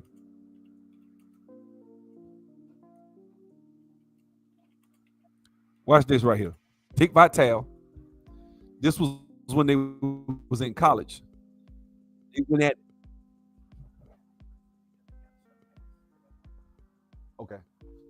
They went at it in college. Iverson for Harrington. We sat down for the whole Saturday and watched this, bro. Everybody was looking at this shit. Penetration and the basket for Jerome Williams. Jerome Williams is one of your unsung heroes. I like to talk about guys that don't. That guy talking Dick Vitale, y'all young. I'm telling you, that's the man. That was the man right there. A lot of recognition. Play off them to try and get help on the inside. What is the turnover? Marbury lost it. Iverson has it, and he scores over Berry. I'll tell you, what explosiveness. I watched that step to the basket as a rebounder. There is Victor Page, the freshman out of McKinley Tech in D.C. Averaged about 33 points a game when he played at high school. So Ritchie losing it. Here's Harpering on the transition. And Harpering off the pass for Marbury, but created by the steal. Bobby Clemens does. Bro, this is a big deal. These names, you know what I'm saying? These names were legendaries. You know what I'm saying? These were legendary. Who is D Frequency? What is he talking about? And they were top players in their primes, average age in their mid-20s. I don't know.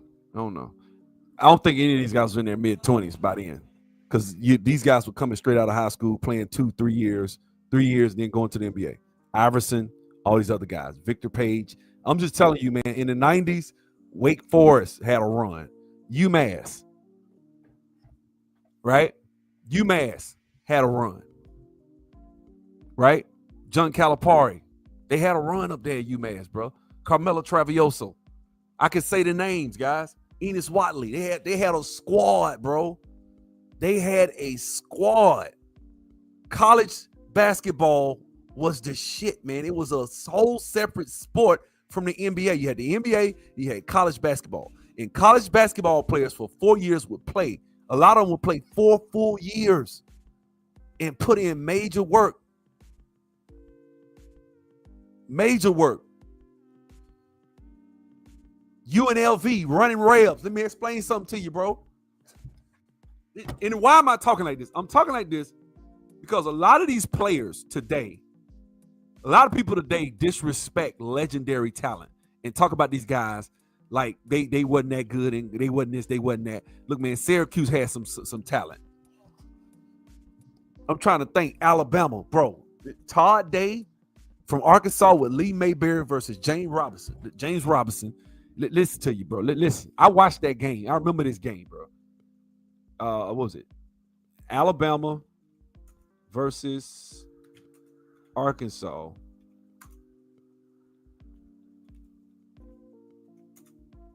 Basketball. 199. I think it was 91. Todd Day versus Robinson. I misspelled it, but anyway, here we go. That's not it. Hold on. Is this it? This game here. No, that's Running Rails right there. Running Rails. Jared Tarkanian. Bro, let me tell you something, man. This shit was live, bro. It was live. It was live. They really went at it, bro.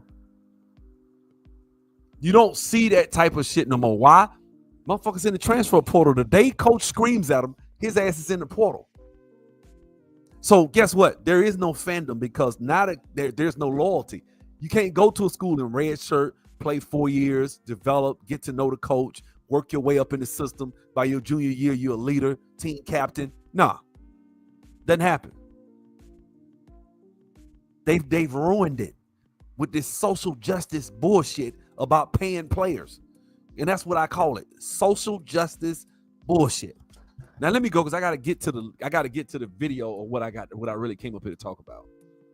So let me go ahead and get to it real quick. Now I'm gonna show y'all something. Because this type of shit I'm talking about right here. This is the type of shit I'm talking about right here. I want y'all to see this.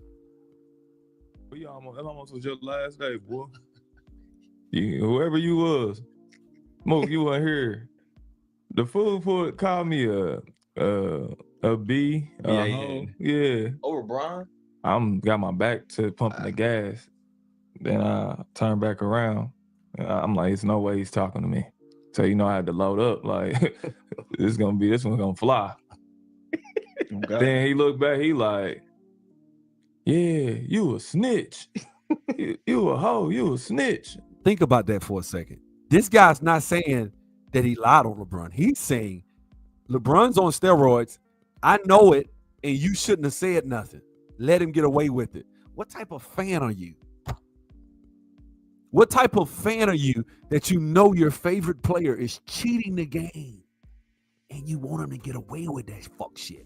That's why I don't like LeBron fans. I don't like them. I can't stand LeBron fans. This shit is delusional. You literally about to get violent with a man over this bitch ass nigga that wouldn't even spit on your ass. If you were on fire, he wouldn't spit or piss on you. Real shit. Real shit.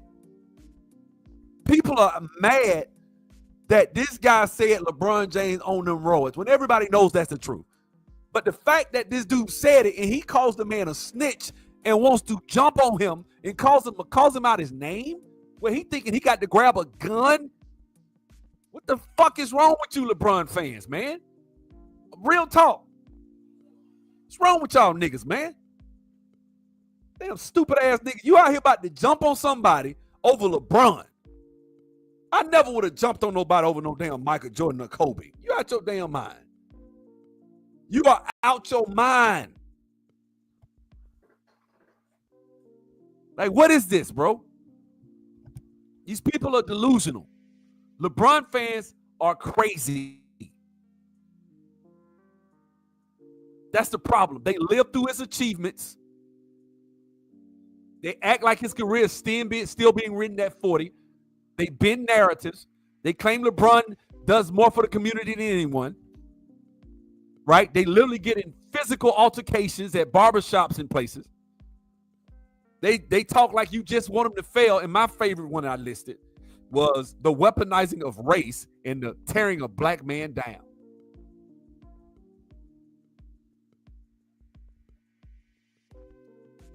I'm not being rational.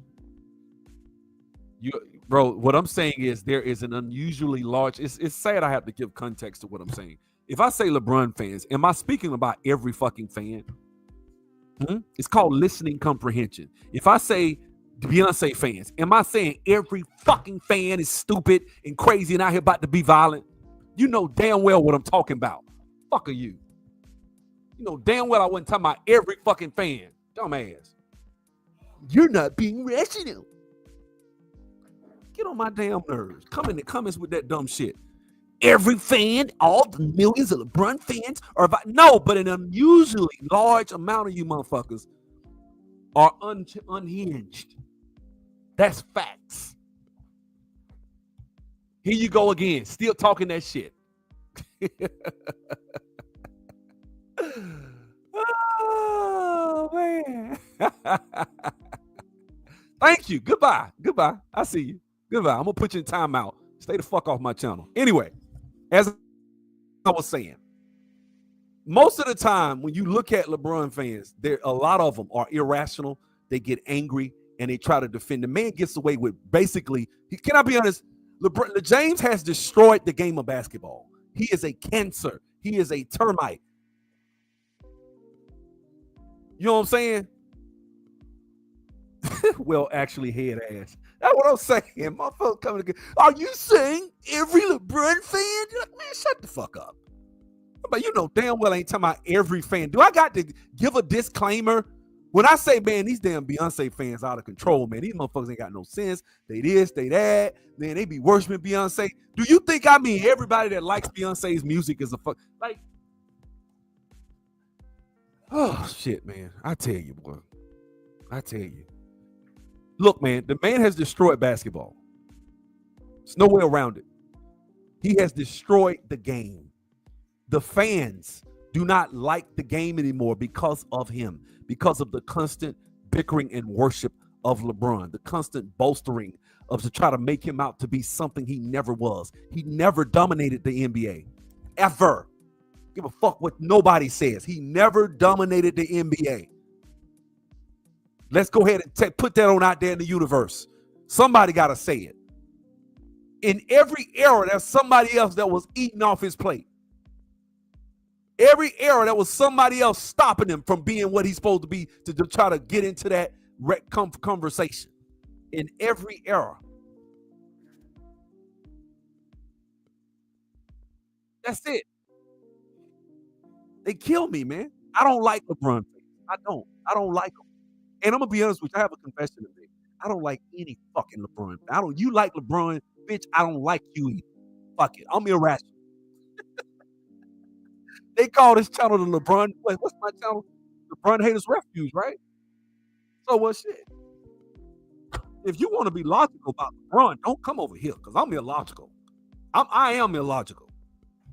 Shit. Since you want to say that, I'm just gonna be what the fuck they say I'm gonna be. You irrational. You think, yes, I meant it. I meant all of them. All you motherfuckers are deranged psychopaths. Good. Use your aggressive feelings, boy. Let the hate flow through you. Yes, I will.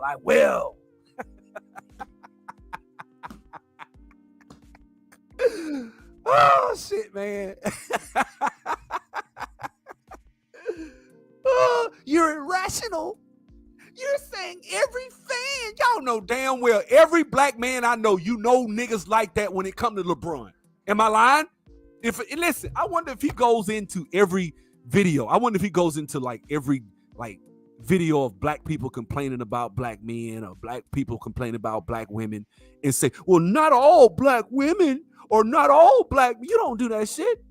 Like if I make a video and I talk about the criminality of black people and talk about how we have a higher propensity to commit crime according to the FBI crime statistics, do I need to specify that all black people aren't criminals?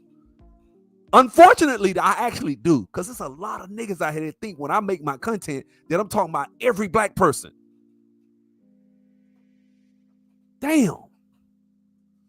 Now, my next video, and I might do it later on today, depending on how I feel, I might do it tomorrow. We got to drag these niggas about Hulk Hogan, man. These niggas done got out of control out here, man. Like, it ain't that serious, bro. Hulk Hogan had a racist rant. I don't give a shit. I don't. Guess what, guys? I don't care if somebody's racist.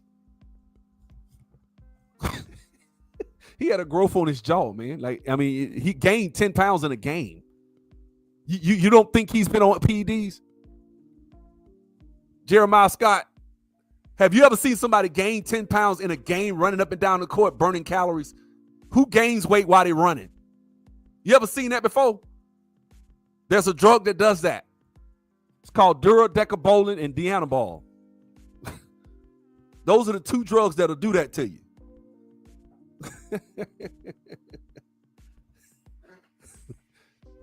Hey, it is what it is, man. You gotta listen, man. You listen.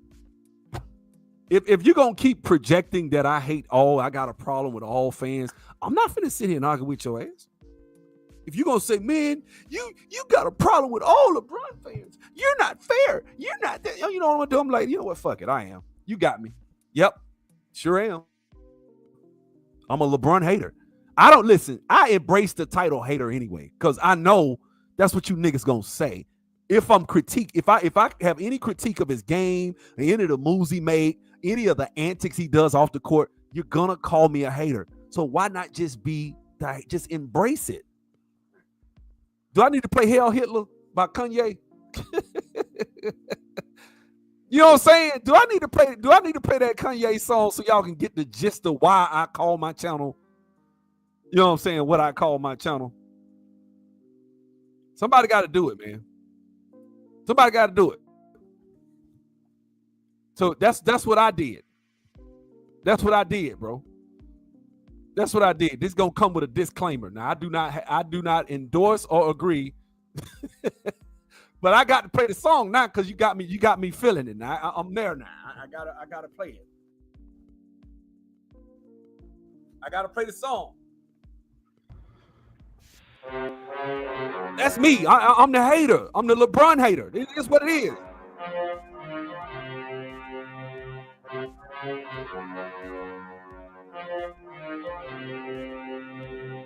Man, these people took my kids from me, then they closed my bank account. I got so much anger in me, got no way to take it out. Think I'm stuck in the matrix, when I bust my nitrous. Yes, I am a cook, I like when people fuck on my bitch. The shit that I'm posting on Twitter, they telling me, hey, don't say that.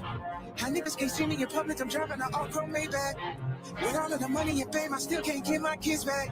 With all of the money and fame, I still don't get to see my children. Niggas see my Twitter, but they don't see how I be feeling. So I became a Nazi, yeah, bitch, I'm the villain. That's me. I'm the villain, dog. I'm the Kobe. I'm the LeBron hater. That's what I am. Nigga, how Hitler? Y'all know this banger, don't y'all know this shit rocking, though. Nigga, how Hitler? They don't understand the things I say on Twitter. He went off with this one. I don't care what y'all say. Nigga, how Hitler? They don't understand the things I say on Twitter. All my niggas Nazis, nigga, how Hitler? Nigga, how Hitler? Nigga, how Hitler? All my niggas Nazis, nigga, how Hitler? She wanna fuck with Japan. I put the crumb on the Benz. Nigga, how Hitler? Like he said, he just said, hey, man, embrace it. They going to call you a hater, even though you may not mean it that way. You may not mean to be a hater or whatever. I'm not saying, look, man, can I be honest with you? I have a confession. LeBron James is one of the greatest basketball players to ever play the game. Now, what number he falls under? That's a very complicated conversation. It's very nuanced. Because you have to take into account the antics. You have to take into account the flopping, the walking on defense, all those things. Even with that, he's still one of the greatest to ever play the game. But to sit up here and act as though he's the second greatest, damn sure ain't the GOAT. Right? Thank you, Rock P. Thank you, family. You like it, I love it. Let me play this song for you. This song for you. Reaching down to my pants. Yeah. She got the world in her hands. Yeah. Come on. Come on, call me a hater. Let's go.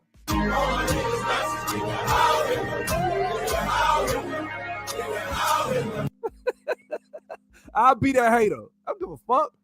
Look here, man. They've been calling people haters since 1995. I remember when it came out. It was called player hater at first. Man, you a player hater. And it was a song by the Loonies called Why You Want to Play a Hate on Me. Right? And then we just dropped the player part and just started saying, man, he a hater, man. That nigga a hater. He a hater. And it is what it is.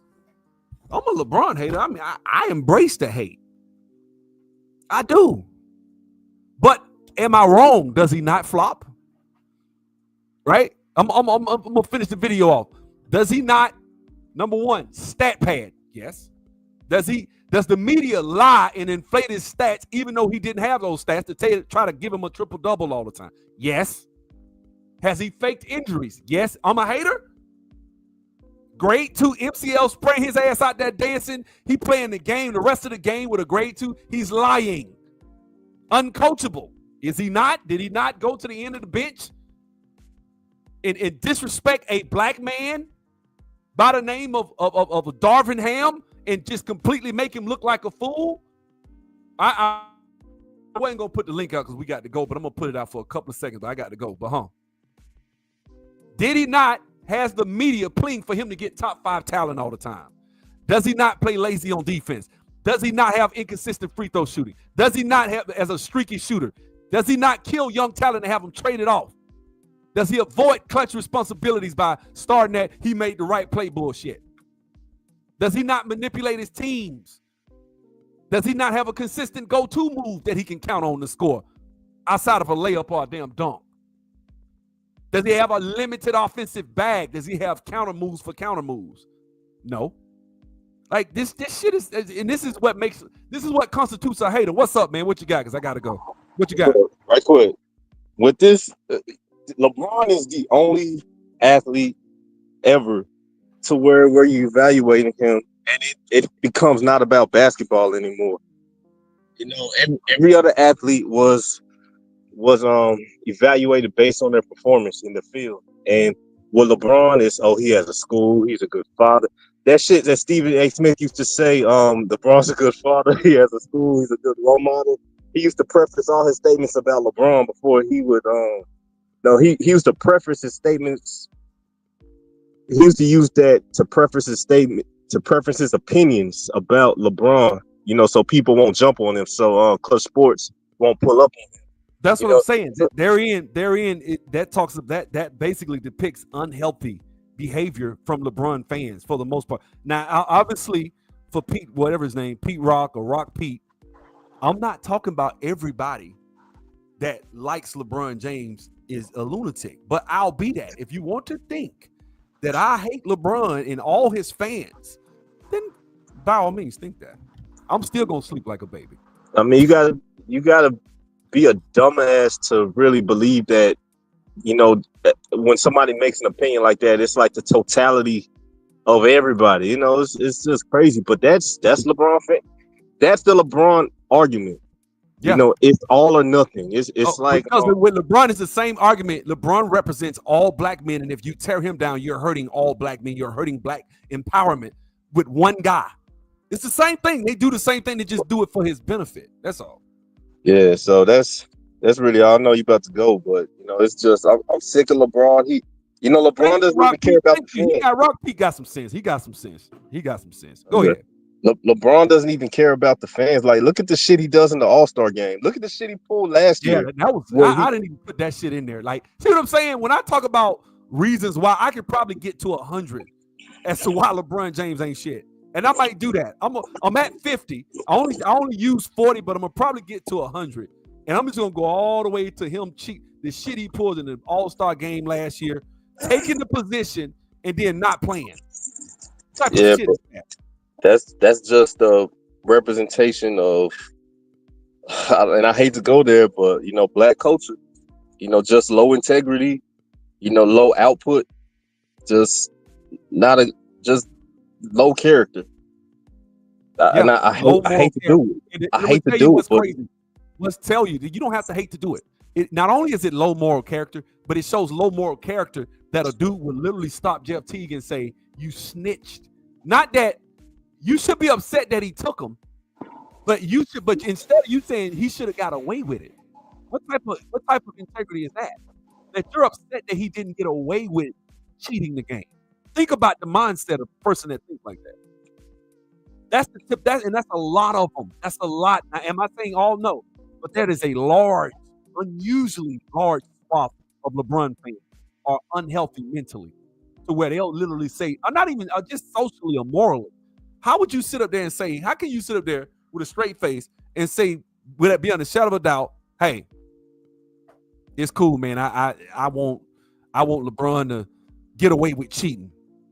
And then you rank him number 2 or number 3. Huh? You rank him over Tim Duncan? I always use Tim Duncan. Tim Duncan is the consummate model citizen. Without all the antics, he's just going to give you results. And you will still take this nigga for what? I hate how people rank people these days. It's just a disrespect to the sport. You know, like when niggas rate Allen Iverson the number 4th best shooting guard of all time over Jerry West. I mean, it is crazy. It's crazy, but that's I don't know. I mean, look, yeah. I still look. It's certain people that if you say they're the best, I don't think it's laughable. I don't get upset if you say Kobe's the best. I don't get upset if you say Jordan, obviously, because I believe Jordan is. But you can say Wilt Chamberlain, and I respect it. You can say Kareem, I'll respect it. But if you say LeBron with all the antics and with all the stuff he's done, it's not respectable. It's not. It's legitimately not a respectable argument. Look, I got to go, man. My boy got a little thing he's doing. All right, man. God bless. Y'all have a good day. I'll see y'all.